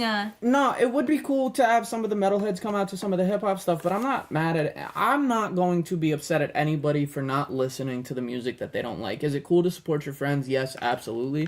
But ultimately, if it's not your type of music, you're not gonna want to be there, and I don't want you there unless you want to be there. Right. Because I want to engage with you. I want the show to be fun, and I want it to look fun. But I want you to have fun when you come to, especially a Jump the Gap show. I want you to have fun. So I don't want you to do something that you don't want to do just because your friend's doing it. Yeah, so separating the hip hop and the metal day was extremely experimental. Honestly, because last year there was about the feedback thing, like with mixing the hip hop and the metal together, there was some negative feedback from Rich, I need that duct tape. She's here. from the artists. They were a little worried about like how like maybe like their crowd wasn't as big as like a band's crowd or like something like, you know what I'm saying? Like there was just it felt like a versus thing rather than like a merging thing. Like it felt like competition more than it did friendly. Absolutely. You know what I'm saying? So I tried to incorporate that, which is why I made it 3 days this year. Okay. So then that way, day one, we can do the mixed genre, like we can do the hip hop metal, and I've actually been having like a lot of the hip hop artists on there, like coming out to some of the shows and meeting these people, having them come to their shows, so they can all interact with each other and like kind of like become friends a little bit and like really like get to know each other's music and whatnot. So then that way they can support each other, you know, and kind of feed off of each other's energy regardless of the music genre. Yeah. You know what I'm saying? And then day two I just made like the subgenre rock, and then day three was just hip hop. So then that way they don't have to feel like they're competing with each other. Okay. You know what I'm saying? I didn't feel that way. Other people did. I enjoyed all of it. Like from the first person to the last person. Well, it was very cool. Yeah, Smelly Barker, It can, I guess. it can be so when I had started doing the open mic originally many years ago, the person that I was working with who was doing some programming at the first venue that we were at, which was the Woodlands, had this idea of like, you know, NEPA scene was very young at that point. We weren't sure if people were actually going to show up because, you know, it was a new publication. And we gained a social media following really fast, but we didn't know if that was going to translate into people actually showing up. So does when he it's authentic. Had and it did, thankfully, because it was authentic. But his idea was, let's throw in a cash prize. Your mom just commented a bunch of fire emojis. We were just talking about. Mom, I made it! Oh, hey, Mom, Donna. Mom, look, I made They're it! on TV. I'm on TV! Going all Hollywood. Fuck and off, shit. bird. So I guess what I'm getting at is it became an open mic and talent contest for a little while, where people could vote at the end for their favorite act, and then we give them a cash prize. Sick, let's do that. Each week. Well, see, that's the thing, is eventually it got to a point where there were some people who were just really either very sensitive about it because they didn't win, or that they felt other people weren't as deserving of the vote, or whatever the case was. But it's like, well, they brought a whole bunch of people out, and that's kind of like the point. You know, like, yeah, maybe you thought your performance was better, but you also part of being an artist is also bringing people out and you know, attracting people to the event. So like, you need to do that part of it as well, not just perform well. But a lot of people, it became more of a people at loggerheads constantly. And Right, it was right. like, I was getting nasty personal messages all the time, which I was not a fan of, because I was putting a lot of work into this stuff to only have people like shit on you at the end of it. Yeah, so that's I was just like, you know, let's just do away with the whole talent contest element of it. And now I'm glad that we did, because we're many years removed from that, and I think we're more successful now than we were even with that gimmick. Because we'd only do that gimmick for a certain amount of time. There's only so much money we could give away. There's only so many prizes we could give away. So we could only do that for about 12 weeks, and then the 13th week we do like a big final showcase and have like a panel of judges and the whole 9 yards. And it was a big production. It was a lot of work for one person to feel good and then a whole bunch of other people and not feel good because they didn't win. And so I had to look at it from the artist perspective and be like, yeah, okay, I guess like, yeah, that's not the best feeling to like really put a lot of time and effort in. And, there were times too where like the judges who came in who were impartial would decide and pick somebody. And I'm like, I personally probably wouldn't have picked that person, but I try to keep myself out of the judging and the voting and that sort of stuff. So like, it was better to just not put people, make it a versus sort of thing. And that's how people were taking it. I was looking at it from the promotional side of things. It's like, hey, we get to do an open mic and I get to give you free shit. Isn't that awesome? Right, yeah. I get to give you free stuff. Yeah. And they looked at it as like, yeah, but now I feel like I have to do music better than that guy did comedy. And it's like, well, yeah, that doesn't really make a lot of sense either. It's right, like, I mean, like, 'cause you're two anybody could completely come in and do- separate. I understand Like, that makes no Thrown sense. Yeah, I mean, my whole so premise it was a behind whole it thing. was trying to like bring both of the crowds together, so then that way everybody has a bigger audience, and maybe Right. somebody will gain a new fan. But no, everybody's so fucking egotistical, it kills me. Well, So you're running into that a lot. that's the point yeah. there that I think that a lot of people are missing the plot of the story. For any good artist, it's just like a good fucking show or a good movie. It's about character development. You have to start somewhere. Everyone starts somewhere. And if this week you're not crushing it as much as that guy or that guy, try next week. Do a little bit better. Put some more into yourself. Or- because people are going to notice that. And even if they don't notice it right away, you're still developing your craft. You're developing as an artist. You're getting better. People are going to recognize that. They're going to show out for you more regardless. So even if it was a competition, or if they felt like it was a competition in the beginning or the end with the money, or with just people showing out for different genres, why wouldn't you just want to go out and put out your best performance regardless of the outcome? Yeah. You know what I mean? Because you're not there... Like, I mean, I guess you were there to win something, but at the end of the day, the most grateful you could be is if you win one fan. You win one fan, that's a fan for life. You know what I mean? As long as you don't go downhill real bad or do something crazy on the internet. Absolutely. And most people showed up too wanting to perform. There was definitely a few people who were there literally just for the contest part of it, nothing else. Yeah. So I'm kind of glad that part of it went away for that sense. Because now everybody's in it for the right reasons. All the people who were there They're for there just because that. they want to perform, they want to do their best, they want to share their art with other people, they want to Right. hang out with other people and experience their art, which is great. So like that's kind of the whole point of this stuff too. And I think Union Vapors has become a big proponent of that, Huge. and I know you've been doing a lot of booking there over the Yeah. past year or so. So like, how did that kind of relationship come about and like blossom to kind of where it is? Well, so what happened first is Jolene's mom needed a benefit show, and there wasn't really a lot of time to do one. So I didn't know anything about Union Vapors at the time, and I found Ken in a dark alley and I picked him up. And then we went away. and Ken is often hanging out in dark alleys. I can say that. so like the only thing I really knew about was like the skate park. So I was like, because at that point I was just doing shit. You know what I'm saying? Like, Yeah. I didn't know anything about venues. I didn't know much, and then I just did my research and I got all of the correct paperwork, all of like the boring business side of shit to do a benefit show, and then I kind of went through my photography. So underneath my photography business license, it's a sole proprietor. Please don't sue me. But there's also a promoter option there because I used to host galleries. So technically, I was able to do these things as long as I got like the correct not permits ish, kind of. It's not. I guess it's not really a permit, but I know what you're saying. yeah. So anyway, so I went through that whole process, and I was like, hey, look, like we could do this, we could do raffles, like we could just do like whatever.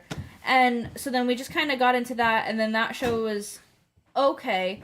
There was like some little hiccups here and there, And then after that, we did another benefit show at Tequila's, which went a little bit smoother because I had learned this was the first benefit show I've ever thrown. You know what I'm saying? So like I was it was just something new to me. So yeah, I mean, ever since then it was just hey, can I do a show here? Hey, can I do a show here? Hey, can I do a show here? And like it was like at a time where like bookings started like slowing down a little bit, because like there was like a point in time where like there was like maybe like one show every like a week or 2 weeks, you know what I'm saying? So then like there was just, I would just kind of stalk their event calendar, and I would just be like, I wonder what's going on. And then if there was nothing, I'd be like, I want to start something.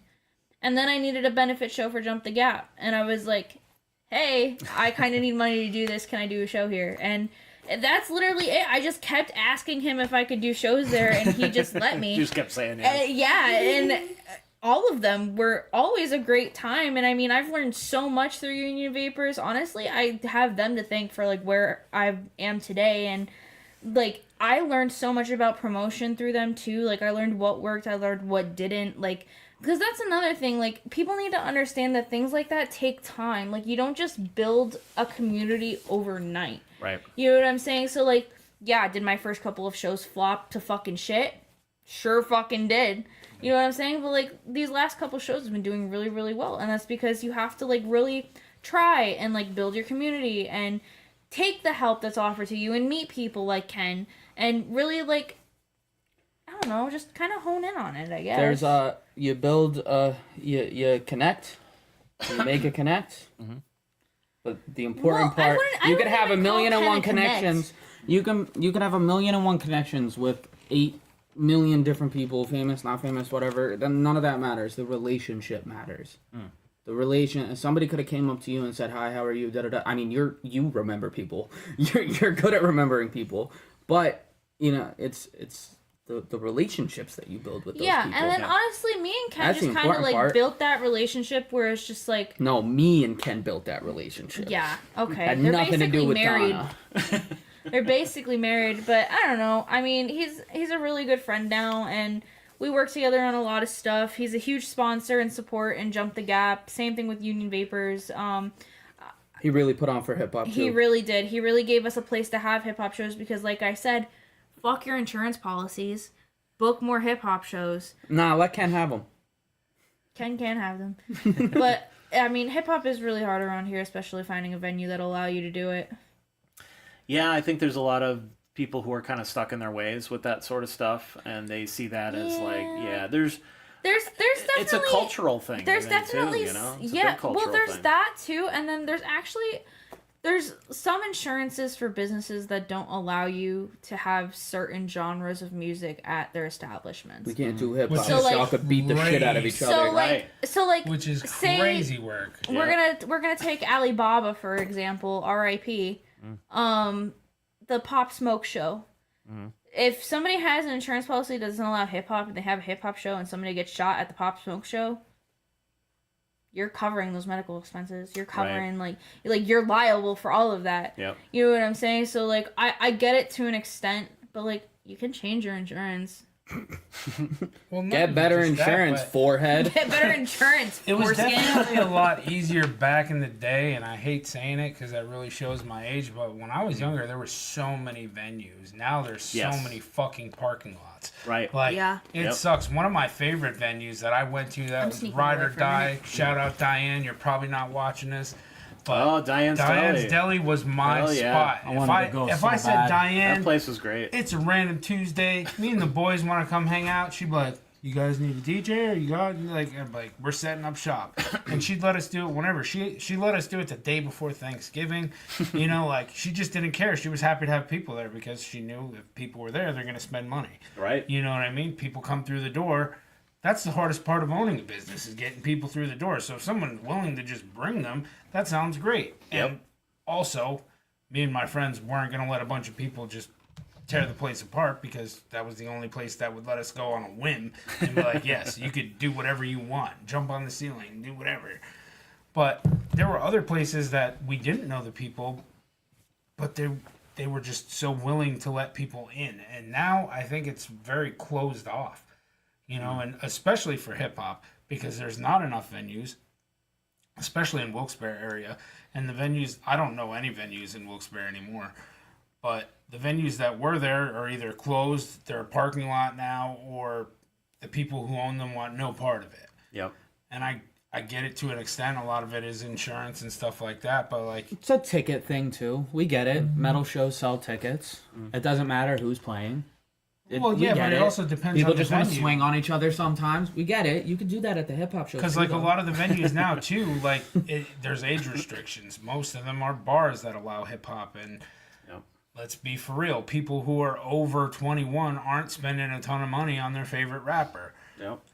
You know, and even if it's not their favorite rapper, they're, like you said, sometimes they'll enjoy it in their car or on the radio, but then when we show up, they're like, I don't want people to know I like this. You know, like, because I have a cowboy hat on or something, you know, and it's like, dude, I don't care if you have cowboy boots on and you're wearing a tank top. Like, Which come is jam out. is very funny because you know, I maybe don't necessarily go out and personally listen to this stuff, but I follow a lot of music news and music trends and things like that because I want to stay current on this stuff so that you know we can keep my interviews current and stuff too.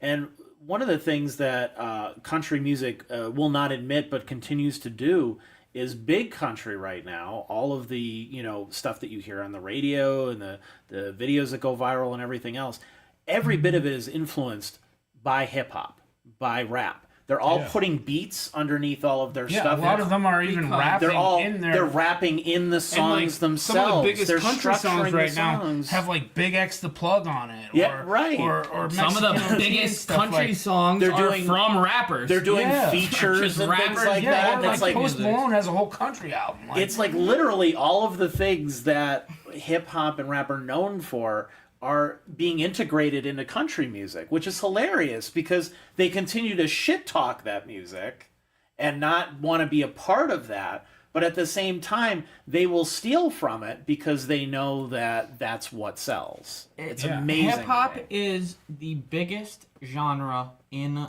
the world. yeah. It's It's not even close. And, like, yeah, I mean, you it's- look it's at the, not. I mean, And if you look at the numbers, it's just for it's not even so close. hip hop. It was kind of just always hip hop earned its stripes. There's a lot of people, especially way back in the day before I was born and stuff. Hip hop was just like a fucking awful thing to people, and it earned its stripes. It earned its stripes, and now everybody's trying to bite off of it. But that's gonna happen with everything. Sure, that's It's gonna happen with everything. yeah. It's- Once something goes mainstream, yeah, it's Scranton's behind. well, Scranton's always at least the metric that I've heard is about 10 years behind the times. Jesus and Christ. I think that is actually about accurate. Like when it comes to whether it's music, fashion, whatever the case is, it takes us 10 years to catch up to where everything else is, which is really funny because we're sandwiched between two major cities, Philly and New York. Two or 2.5 hours between big- each. So you would think that because of that traffic, because of how easy we are to get from one place to another, that we'd be a little more current on this stuff. But I will I say- still feel like we. I are will behind say the a big times. chunk of it, right, aside from being accepted by the community, Yeah. is a big chunk of it, a big chunk of hip hop, or they're not going outside. You're stuck in front of your phone, and Yeah. that is only going to work for so long. Yeah. And then you're gonna have to go outside. Let's say one of those videos goes super ultra viral, and then boom, you have a song, and then boom, you have like a song on a chart. Yeah. And then, all right, now you got a label hitting you up, or now you got this person hitting you up, and they're talking about, you performing that song.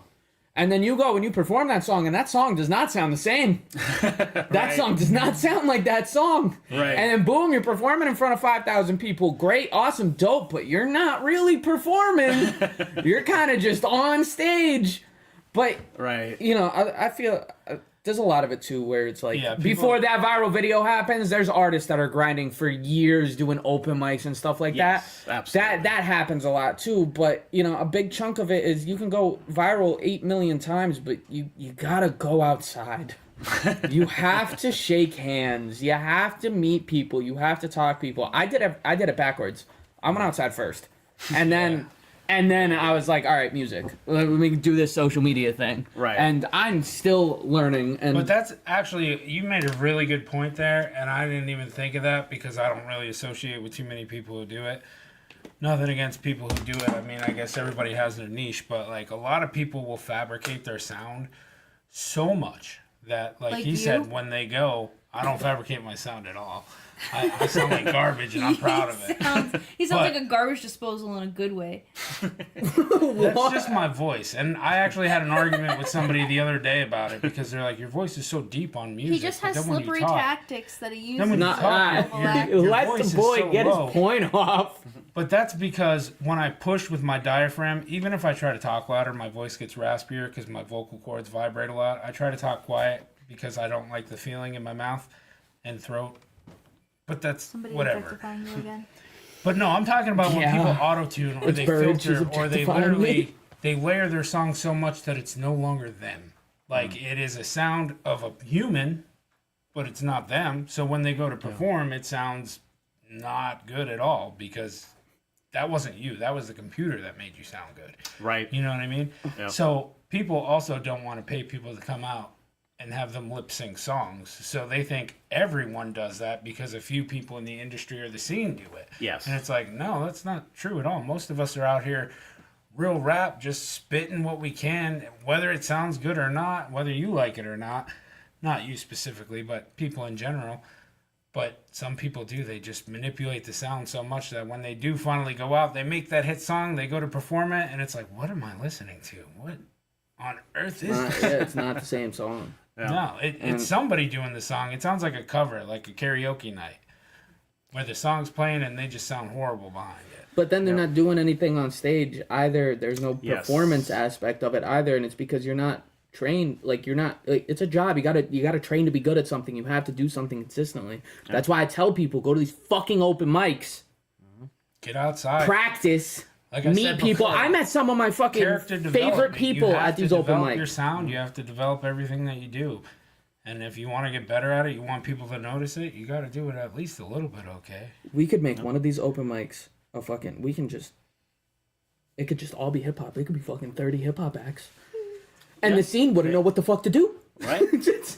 Holy shit! Do we have the owner of Alibaba's in our chat right now? Shout out to the owner of Alibaba. Holy shit! No, deadass. Kudos to you for paying for all of that out of the pocket. Is that still open? Because I would love to book there. We would love to book with you. I would love. We have so much. Okay, first of all, they're not even a band. I don't Okay, know. they're not a band. They're rappers. They're hip hop artists. I know No. you've probably learned your lesson. And we have no drama attached. Literally no drama, no guns, nothing. Book them. For real. Where have you been, bro? Like, no, that ass. Like, you're in this comment section acting fucking nuts. Crazy, What? bro. Is happening. Yo, What's sorry. going on? My go bad. ahead, go ahead. My bad. That's fucking wild. Where are you? I shit you not. I've been trying to figure out how to like book at your establishment for months. I'm so dead ass. I would love to book there. Is he still there? I don't know. I haven't seen anything in a little bit. Dick Murray. Happy I have your username. I will be reaching out. I don't know if that's the guy you're looking for. Are you sure? Yeah. Who else got shot at an establishment? Well, the Dick Murray that I know that's in our comments is not this. Definitely not associated with Alibaba.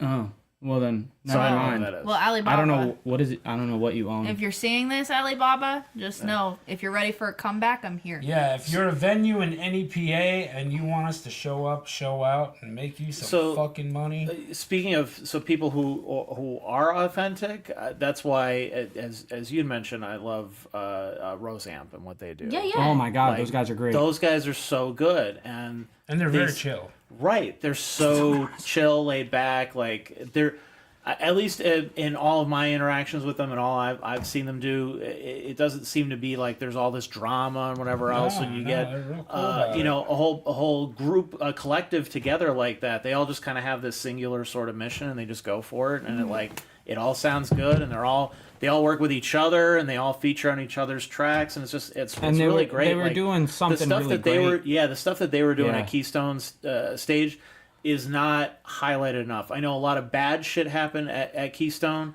and it got a really bad reputation, and it sucks, but that doesn't mean that every person who put on a show there is a bad person. That wasn't I gave them or any of that Narcan. kind of stuff. Like, People were overdosing there all the time. yeah, there was a lot of really... like all the time. Man, you're just stop shitting on the venues. Don't shit on venues. It's gone. Well, Keystone's Cage is long It's gone. gone. Okay, but what if it comes back? It's not. if it comes back with the people who I were... hope it comes back better. Yeah, exactly. It would have to... Yeah, they would have to really change things up, because there was But definitely some bad stuff that came out those of there. are- But one of the good things that came out of there was those hip-hop nights that they were Right, doing there. like, I hope they that were- That's get actually how they I put met me on. Roseanne. I showed up They put us on. randomly. That was my and second show. I was like, hey, could I do a set? And they were like, well, we're kind of doing our thing tonight, but yeah, man, go ahead. And they let me do a set. And then after that, I came up, I think, a few more times before the place closed, but Yeah. they were real cool about it. Yeah, and I 'cause didn't know remember anybody there. Like, I the literally last hip just hop showed night up. they were supposed to have their. Oh God, I miss it so bad. I want Roseanne hip hop nights back so bad. They are some of the most genuine people that I have 100%. ever met, Yeah. who are very, not chasing money. They're chasing music. They're not chasing money, which Yeah. is really cool. Yep. And they're and- also super supportive of other artists. Of Which is a rarity around everyone. here. Yep. And it's cool. Everybody should be working with those guys. They're just some of the most genuine people. And there's a lot of artists that are like Mercy Gang, another group of people who have just been super genuine with me, and those guys too. Yeah, we go way back like Rihanna hairline. You There's know what I'm saying? 1,000,001 rappers, but the people that the hip hop artists that I've grown with and speak to regularly, I only fuck with genuine people. I hope the hip hop community just gets better. And Roseamp definitely set the bar really high for a solid, healthy hip hop community in this area. For sure. And they play a major role in it staying that way. They play a major role in Jump the Gap too. That too, yes. Yeah, so let's plug this festival, and then we'll read many of your comments. My God, I don't they're recommend it. I'm Don't recommend it. well. I'm so excited. Summer, I hope that you're curating those as best that you can. I know that that's a lot. I think that's all one. I will not question. Yeah, I will not. Well, highlight those questions. If you so Even if they're just crazy statements, throw them up there. yeah, you can. I can star them. Okay. Yeah, you can star them in StreamYard, so that helps. It helps organize them a bit, especially when they're this busy. So Crazier the better. we got- Remember, I want yeah, it we all. have plenty. So, we have 3 days, 2 venues, technically 3 if you count the dungeon inside the Yeah. Ritz as well. Why go this big, especially on your this is only your second one that you've been doing. Why do all this? I would know way too many artists, and I love all of them, and I'll book anybody once. I don't know how to say no. I don't want to say no. I want. Okay. I want it to be a huge thing. Yeah. Honestly, I mean, we'll talk about the future of the festival eventually. I mean, it's more of like dreamland right now, but I'm sure it could be possible. Mm-hmm. But yeah, I just love all genres of music. Like I love country too. Don't get me wrong. There's no country on this, but that's because I don't know anything about country music locally at least. Like I don't know anything about. Like I don't know. I know 2. One of them's Joey Langan, I think. His music's really good. I think he's a country artist. Yeah. Yeah. There's a few. Grace Jane Sinclair. She does great stuff. Yeah. So like these are like people that like I've kind of just like breezed by. Like I didn't really like fully like not like invest like my time and like research into them. Mm-hmm. But like I'm sure they're great. It's just I just don't know. I don't have a platform for country music. Right. You know what I'm saying? Like I've built everything off of hip hop, punk, You know what I'm saying? Like, Yeah. I don't even say that'd be like me booking an EDM DJ, and like I don't have that type of. I'm sure I could build one. I Yeah. mean, it would definitely take time, and we'd have to start from ground zero. But, I mean, yeah. I mean, I just love all. If you go through my playlist, it's the most bipolar thing you will ever listen to in your life. We want to work with everyone. I know I said I didn't like country music before, but we still want to work with you. I don't know if that goes against anything Donna just said, but No, it doesn't. cool. We want to work with everyone. Yeah, we want to find the next Garth. What is it that motivates you to build something this big and this unwieldy? Because it's a lot. It's a lot you're putting a lot on your shoulders to Fun. do something like that. You have fun doing all this. This is fun for you. Yeah. Okay. Hey, that's good. That's good because a lot of people see that as just like that is way too much work, and I'm gonna let just- somebody if else you- do that. I'm having a great time. I don't know. If you Okay. want to make it in music, you have to learn to live and love in the chaos. You have to love the But chaos. I was born in the chaos, so I just. If there is not chaos around me, I'll go looking for it. Yeah, she does. I have a fun life. There's a good campaign slogan for your presidential run. Steez, I'm blinking now. Exactly. You know, I love chaos. And honestly, the bigger the better. Should we dive into this? Yes. Okay. Sure. I have a question. Is this Yeah. the craziest the comments have been ever? Did we make history? It's pretty neat. I'd say it's up there for sure. It's It's definitely up one there of with I Joey feel D. Donut asking us what the B means. We're never getting booked on this podcast again. All right. I mean, I'm still there's so many. I'm cycling through them. Yeah, there's a lot, and we want to give everybody a shot. So if you specifically, now's a good time. If you have a question that can be answered, that's probably a good way to get featured on here. So Calling all my D1 haters. yeah. All right. Yeah, it's the Camera Q&A on. section. I mean, it started off nicely. Yeah. We got sorry. Yeah. There we go. We got Kenny Vandermark. That Brian guy is awesome. Shout out Surrounded and Static. I love you guys so much. I was told to say that. I was held at gunpoint. Thank you, Kenny. We got Brett McDermott. Brian, blow me a kiss. Do it. No. Do it, Do it Brian. for the can. I will not. You're a No. fan. He has to send me money. We got Jacob Parinage. Brian looks so handsome sitting there. The belle of the ball right here. They're Yeah, right? objectifying And you. some say he's the reason the word handsome exists. Jesus Christ, guys. Stop objectifying me. We got Steve with Brian blinks 3 times if you're safe. And then some say he hasn't blinked in years. I don't know where that comment was. I'll find it somewhere down there later. That's priceless. Aaron White, they're ready to jump into the ocean. And then I said they're ready to jump the gap. There you go. Jacob again. I'm surprised Donna let him out of the basement for this. I'm just in another basement. How is that true? I just transferred basements. It's only allowed in basements. As long as it's being We dig productive. tunnels underground. With your emotional support sound tech. I'm also in the basement. We got Aaron White with Charge Your Worth, which is Yeah. Charge Your Worth. This is work. Fuck yeah. We got our own Brian, not safe chat. Wife is not PR trained. Love you, Steve. Shout out, Steez. Pay for my training. What? No. We got Josh Miniker. New Steph got some stories. Oh God, And he yeah. says, don't forget the freestyle battles. Oh yeah, we used to have freestyle battles all the time. We usually end shows with a big cipher, and then we had like this little thing where we'd have like freestyle battles, which it was way before YouTube was a thing though. So I guess I'll just leave that one unwritten.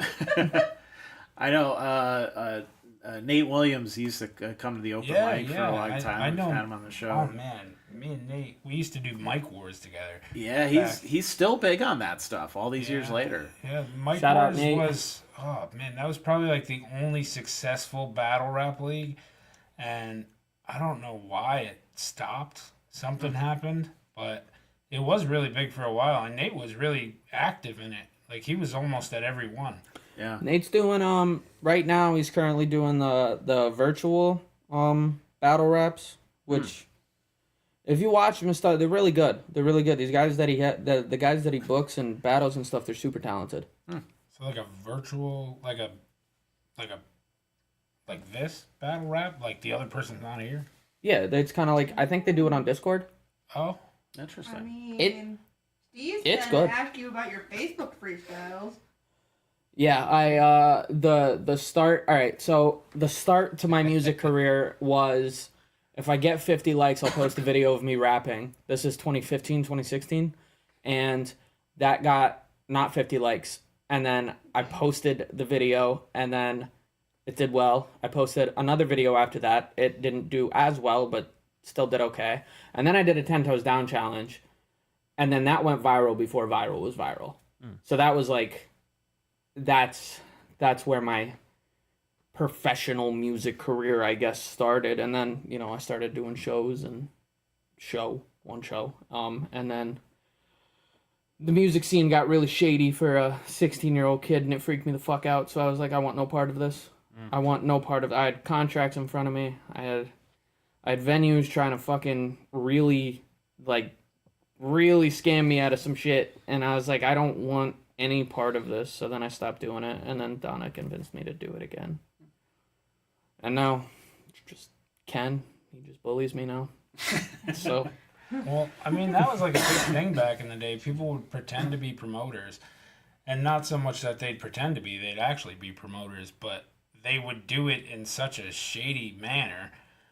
Like, that's probably what Josh was talking about with the stories, because he messaged me about it, and he was like, you should tell them about blah, blah, blah, and blah, blah, blah, which I wasn't going to say their names, but this dude, Tick, he's doing Time Bomb Entertainment, or whatever the fuck it was called. He would try to have other artists, like hip-hop artists, because he knew it wasn't really good in the area. He's like, if you guys sign this contract, we'll book you shows, we'll get you paid, blah, blah, blah. He set everything up. We did like a whole tour. Oh wow. And at the end of it, no one got paid. Well, he got paid, but he was like, oh, the people never paid me, blah, blah, blah. So he basically scammed everybody out of their money. And then got dragged through the dirt on MySpace, because that's how long ago it was. And then the next dude, which I don't know if he knows about it, but Steve Malmstrom, he had all the young hip-hop kids around here signing these fucking contracts so that he could book shows and make money off them, and that's why we weren't allowed back at most of the venues in Wilkes-Barre, because he would also promise money to the venues, and then he'd take all the door money, and no one ever found him. And he had like investors and stuff. He had like some dude sued him for like $40-something thousand or something he got off of him, which I would never give somebody that kind of money, but I get it. Like, he made it seem like he was making big moves, and he had all these artists that were signed to him, so it looked good on paper.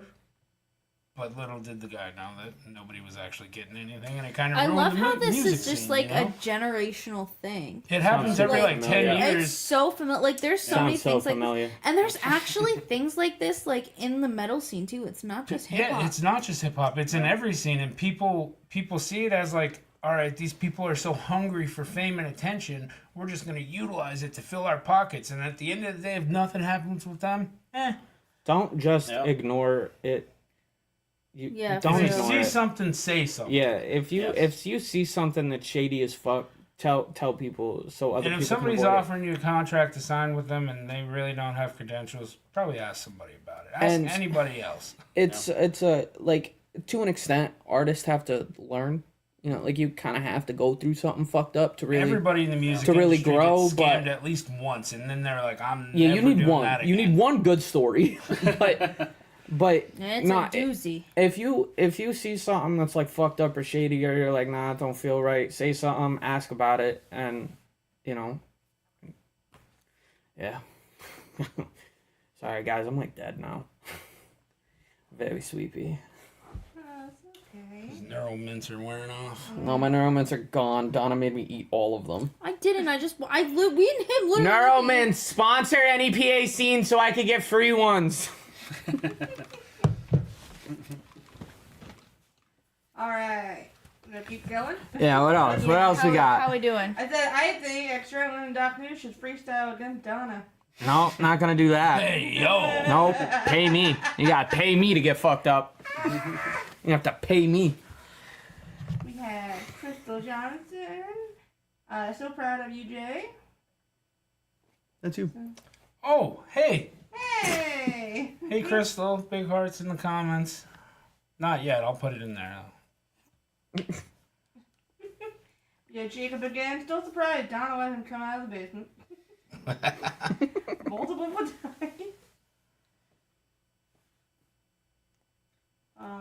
Sorry, we got a little.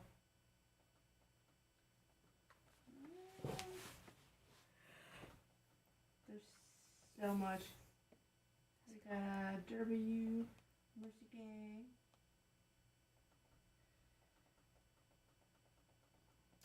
There's one from a Josh. It says, oh, you go ahead. Oh, okay. We got Kenny Vandermark again. For the record, D-Rose shows pits are unmatched. They are fun to watch. They are fun to watch. Buy tickets to September 5th.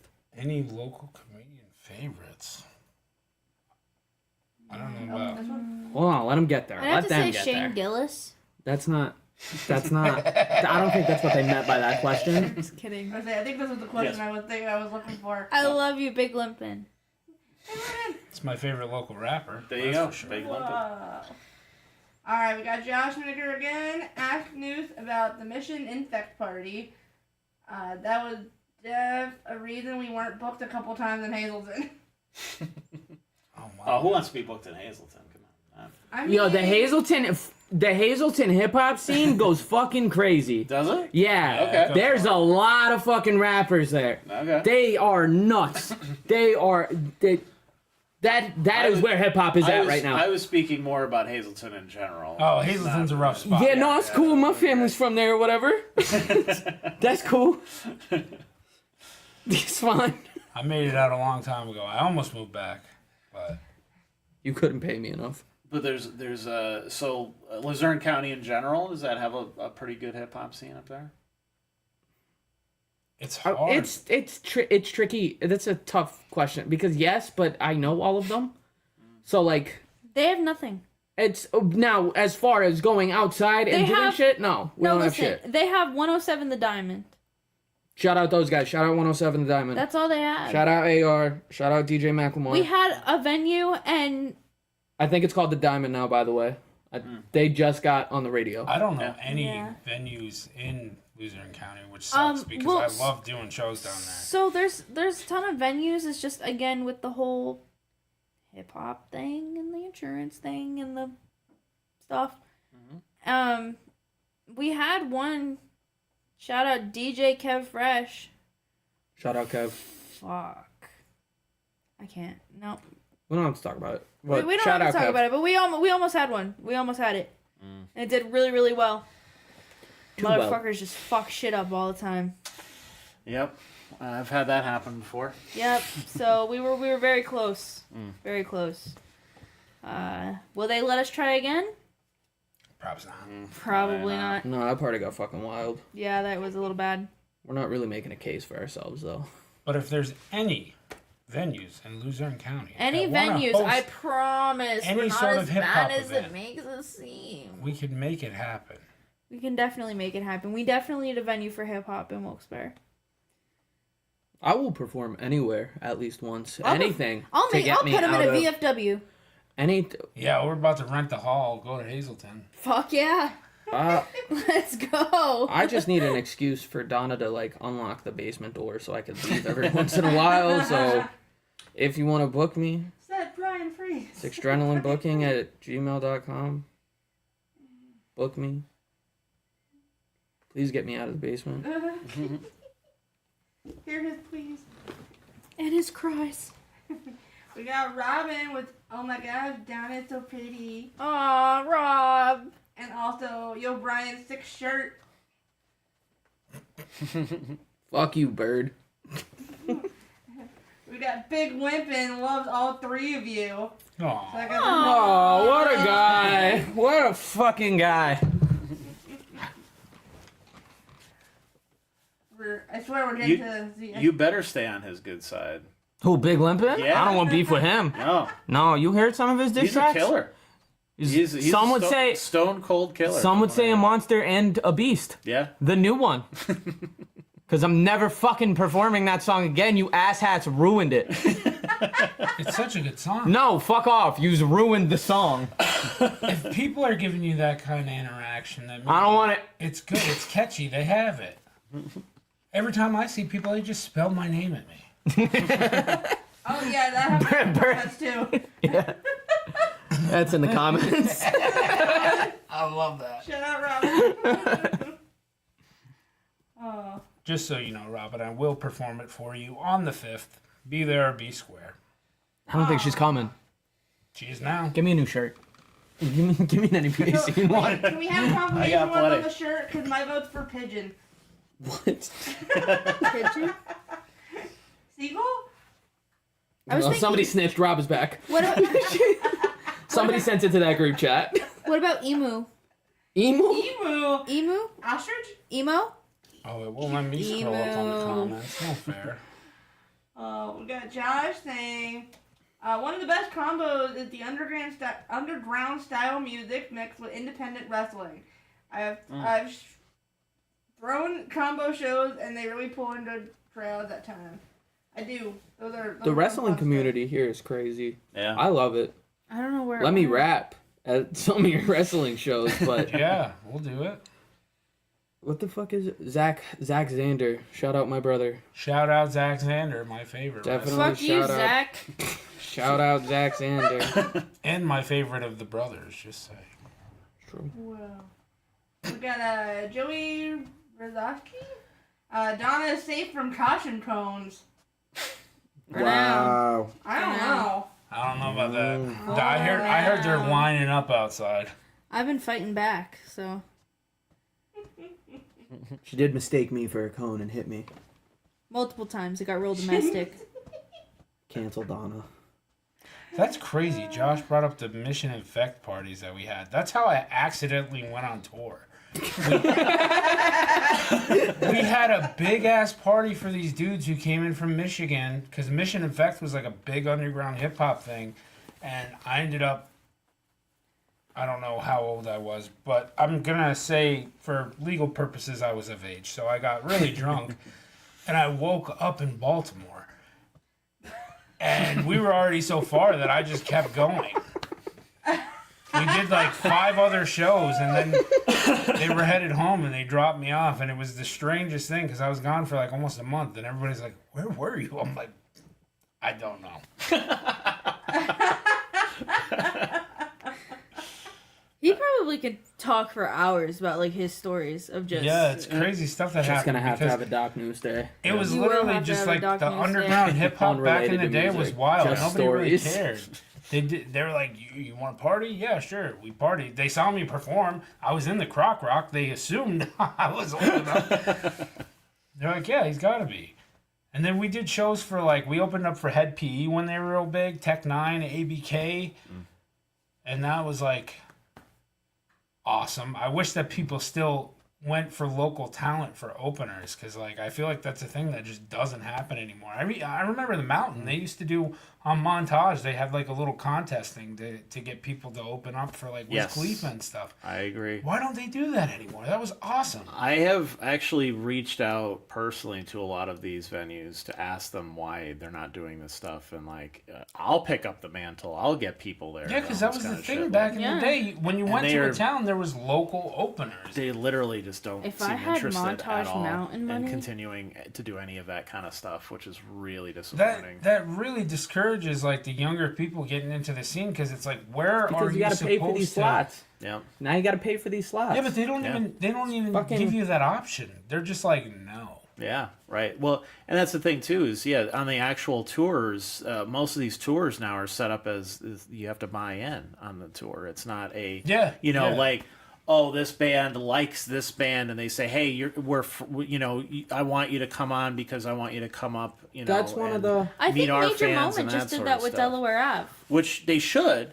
They're playing that's tomorrow. That's great. See, oh, Yeah, they're Are actually they playing? they're playing here no. in this area. Yeah. Well, yes. No way. Tomorrow. Woo! Well, so Major Moment and Delaware Ave are playing together tomorrow, but I think they just went on a run together. That's awesome. Yeah, like right before the show.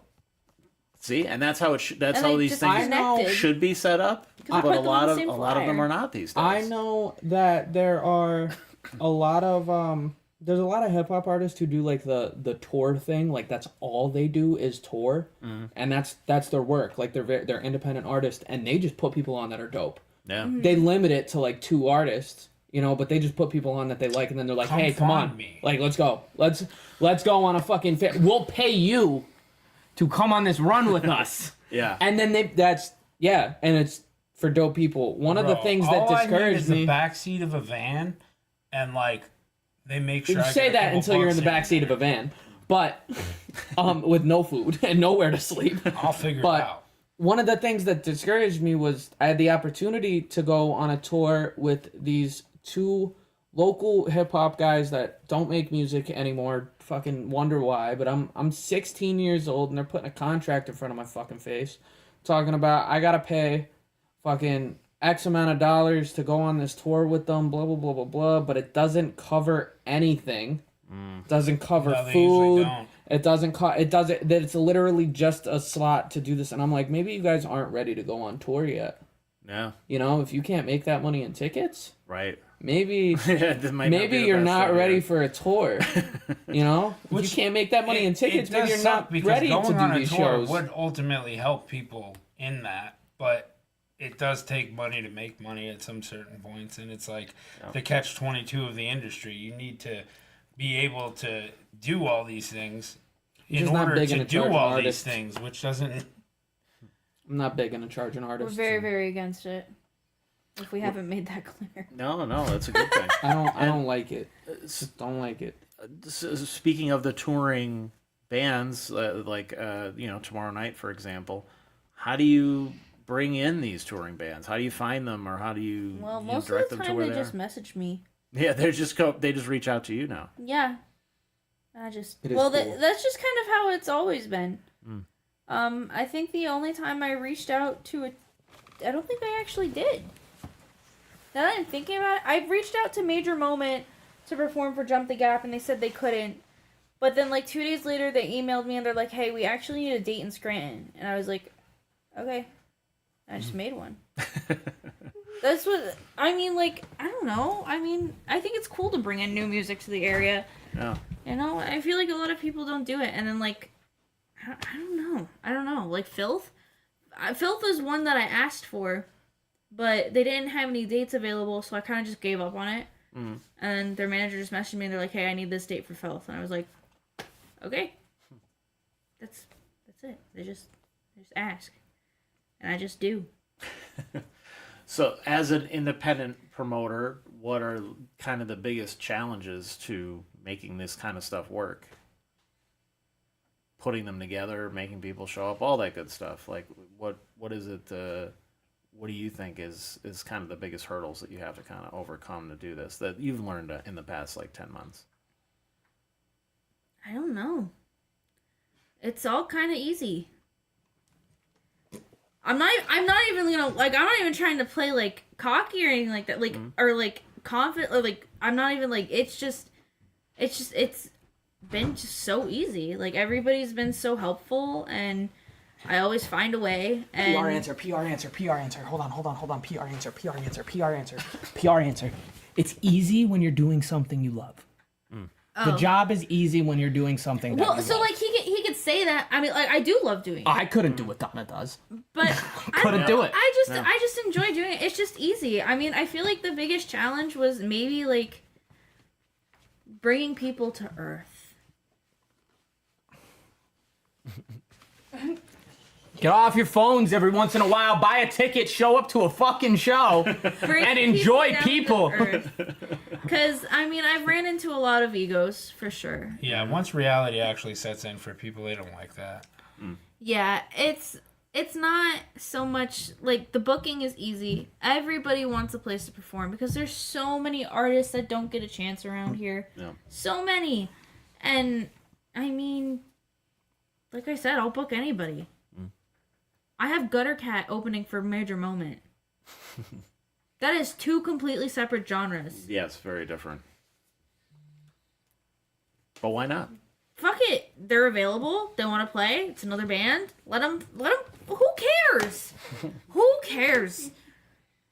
Like, why does it have to be so systematic? Sorry, then come back to me. We actually do have some rapid fire questions that All came right. up. Word. Let's do the rapid fire questions. Get it. Well, I'm gonna go through what I have. already Donna, said it. you fucking say what gotta be said. I agree. Wait, what happened? Oh, George Boston says, Donna, you fucking say what gotta be said. Always. Shout out to Lord G. Boston. Yeah, he's doing his thing. We got Billy Crazer with Donna, why are you so funny? I'm trying. Hire me, Pact. Right? Robin with the it's purge, she's objectifying me. She was. Okay, she's Made me uncomfortable. shirt. Yeah. We got Donna for president. Yeah. Big Limpin' Xdrenaline crossover 1. Do I Oh, smell man. a collab? Oh, He man. killed it. Smell collabs. Big lip. He makes me insecure as an artist. Dude, he was so good. I don't He care makes what me anyone says. insecure As soon as as an I heard artist. that beat drop, I thought he was gonna drive by in a Suburban and shoot me. He makes me want to quit rapping. He makes me insecure as an artist. It's really good. Alright, we got Ken in the comments. The Church of the Other Way Doomed and Union Vapors. Give Donna- them your money. Oh. Give Ken all of your money. Shout out Union Vapors and Church of the Otherwise Doomed. Shout out to them. Give Rich your money. Yeah. And Rich is so nonchalant about it. He's like, yeah, do it. we got apparently Gage found your playlist and he said it's unhinged. Quote unquote, this is fun for you. Songs to drive a tank to? Is that the playlist? That is an unhinged one. That's a playlist? Yeah, it's one of my playlists. It's called Songs to Drive a Tank to, and there's a lot of We're gonna vocal need artists that on there. dropped in the comments. I got you. Alright. Donna, real quick, what are your top 20 things that you can get sued / fist fought for saying on the podcast? No. No, we're not. Skip. We're Rage baiting. we're not liable for anything she says. All right, go ahead. Neither is Xdrenaline or Doc Nuece. I'm just here for the ride. We got George again. What's the best part of showing love to the community? What do y'all enjoy about it? Who wants to answer it? I like all the things. I mean, for me as like an all the artist, I things. like showing out for other people because one, they don't expect it because they see me do what I do, and two, it's all in networking. Even if you don't do the same type of music, you know, it's good to know people in every genre because you never know when a crossover might happen. I actually learned that I wasn't really religious when I felt like very like touched by live performances. The same way I That did was a in crazy church. fucking sentence. Until the Church of the Otherwise Doomed, and now Until she the feels Church of the Otherwise Doomed spontaneously baptized me in religious. pickle juice And mosh pits. and mosh pits. And the sweat of mosh pits. And the blood and broken Mostly bones. pickle juice. It's gonna happen. Shout out Mark again. Yes. And Sorry about your arm, if bro. you've learned one thing, do not did I touch do Father today? Kenny. Don't touch Father Kenny. Shout out Tom too. His head is indestructible. He's fine.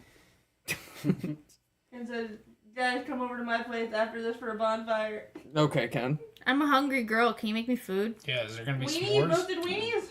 I want pork chops. on a Marshmallows? fire? Pork chops on a fire. I mean, it's Yeah, doable. roasting I'm on not a saying fire. it's not. I'm It's just- starving. It's okay, we're almost done, I promise. No, it's okay. I still want Hashtag pork feed chops. Donna. We got Hashtag Donna's feed Donna. mom. She's your number one fan. Oh hell yeah! Hi mom. We got Tyler. Damn, I can't say your last name. No take backs, Tyler. I'm not even gonna try right now. Who's your favorite local punk bands? And then Billy also asked any local comedian faves. No takebacks, obviously. I Shout out No really. Takebacks. Who else? I I don't can't know even enough think of right the now. local punk bands. Your favorite punk band locally is No Takebacks. I can't think right now. Yeah, but I have a really haven't even funny heard response, them. but I'm not gonna say it. Who's your Think about favorite pork comedian? chops. Huh? Your favorite comedian? I have Locally? comedians too. Shane Gillis. Bert Kreischer. Dude, fucking plug I'm your just friends. Fucking A, man. Billy Kraser. Sean is funny as fuck. Sean is super funny. You Billy's have to super Sean funny. is The my bald favorite. Sean, the bald Sean, the bald Sean, motherfucker, came to my show and hosted it dressed like a priest. Youth pastor Youth Sean. pastor. He would not break character for anything, and it was Everybody fucking thought great. he was actually a youth pastor. I was pissing my Youth pants pastor the whole Sean is time. my favorite. The amount of amazing. people that came up to me and whispered and said, "Did you really hire a youth pastor?" I said, "Yeah, I did." To host a metal show, why not? And plot twist, he was converted that night. He was converted that night. Brian, what's your favorite way to wreak havoc in these streets?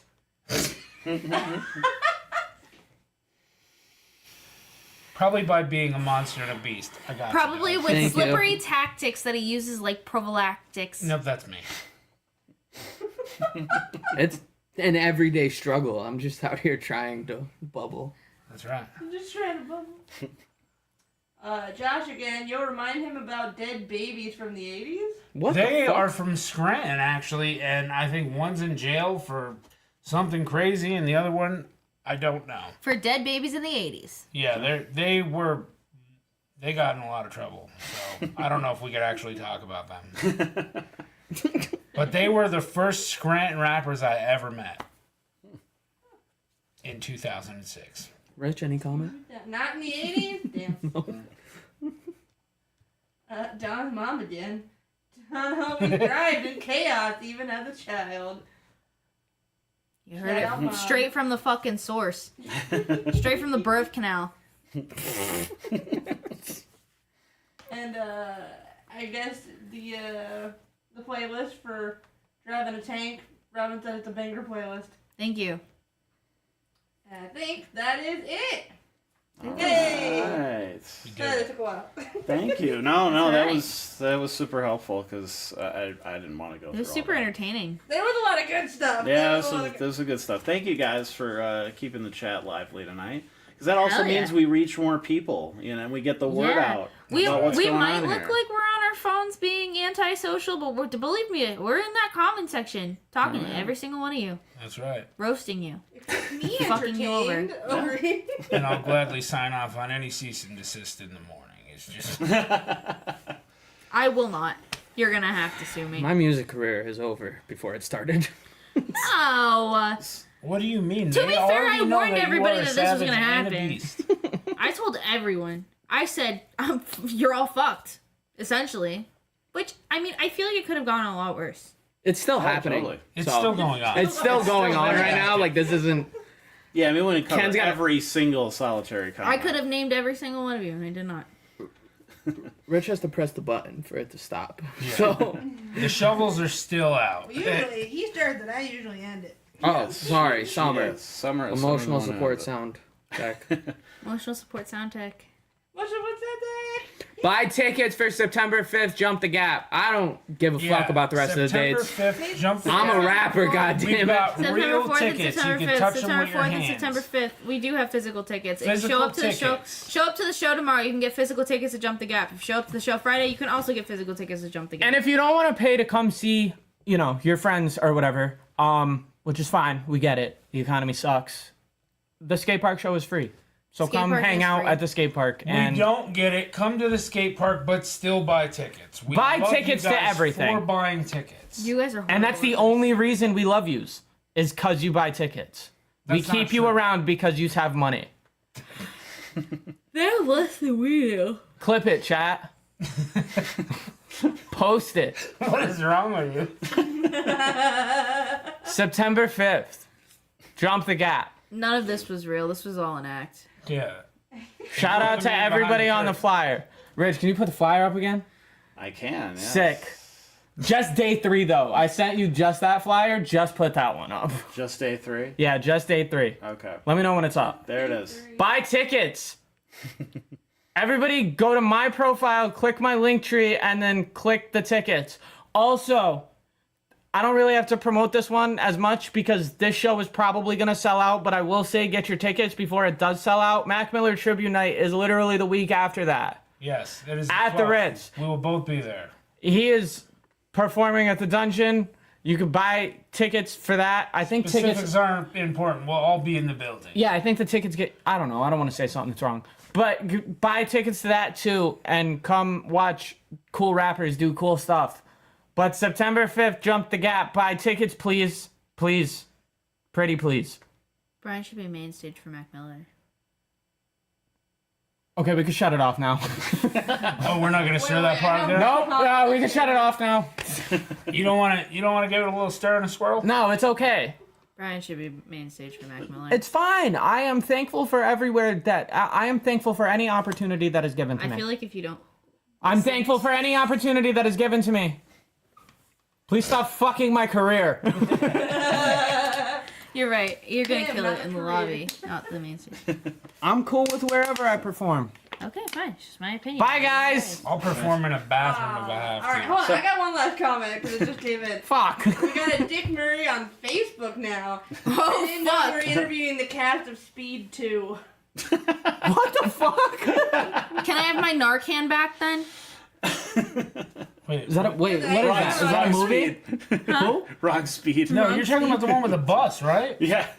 What? Well, the first one was a bus. The second one was a boat. Wait, so are we not talking about I don't know cocaine? what the fuck they're talking about. I think So I'm too we're young. gonna jump off the boat? Is that what they were going off? Guys, you guys are what too kind of speed are we talking about? A movie? It's a movie. It's a movie. about a Yo, I thought we were bus, talking but the about second drugs. one's about a boat, Yeah, that's- apparently. Well, Buses we'll and let you boats. know where my brain. Boats and hoes. Alright, we goodbye to the camera. Bye, everybody. All right, right, see you on the so- 5th. Rich, how often do you get hate comments? That's cool. Not too often. That's cool. It's yeah. I think over the years we've cultivated a really cool audience that understands what we're trying to do here, and the people who are negative, they feed on the other negativity. Like if you go to like your local news station stuff and you see all of the Oh, God, negativity, yeah. it's because they're all feeding off each other because they're all giving each other that attention. They don't get that on a lot of NEPA scenes posts, so then they move on to something else. So we don't really see it too Unless you watch this podcast. Yeah. This We'll feed into specific it. one. There might be some the next day. We don't know. I just wanted That's it to gonna be be fun. entertaining. That's the main thing. Well, you guys were very entertaining, so Cool. nice job. No, so I appreciate you for having us. Is it off now? the No, you have to do the outro stuff. The multi-genre music festival, Jump the Gap, will be held at the skate park at Hollenbeck in Wilkes-Barre on Thursday, September 3rd, and the Ritz Theater and the Dungeon at the Ritz, inside the Ritz in Scranton, on Friday, September 4th, and Saturday, September 5th.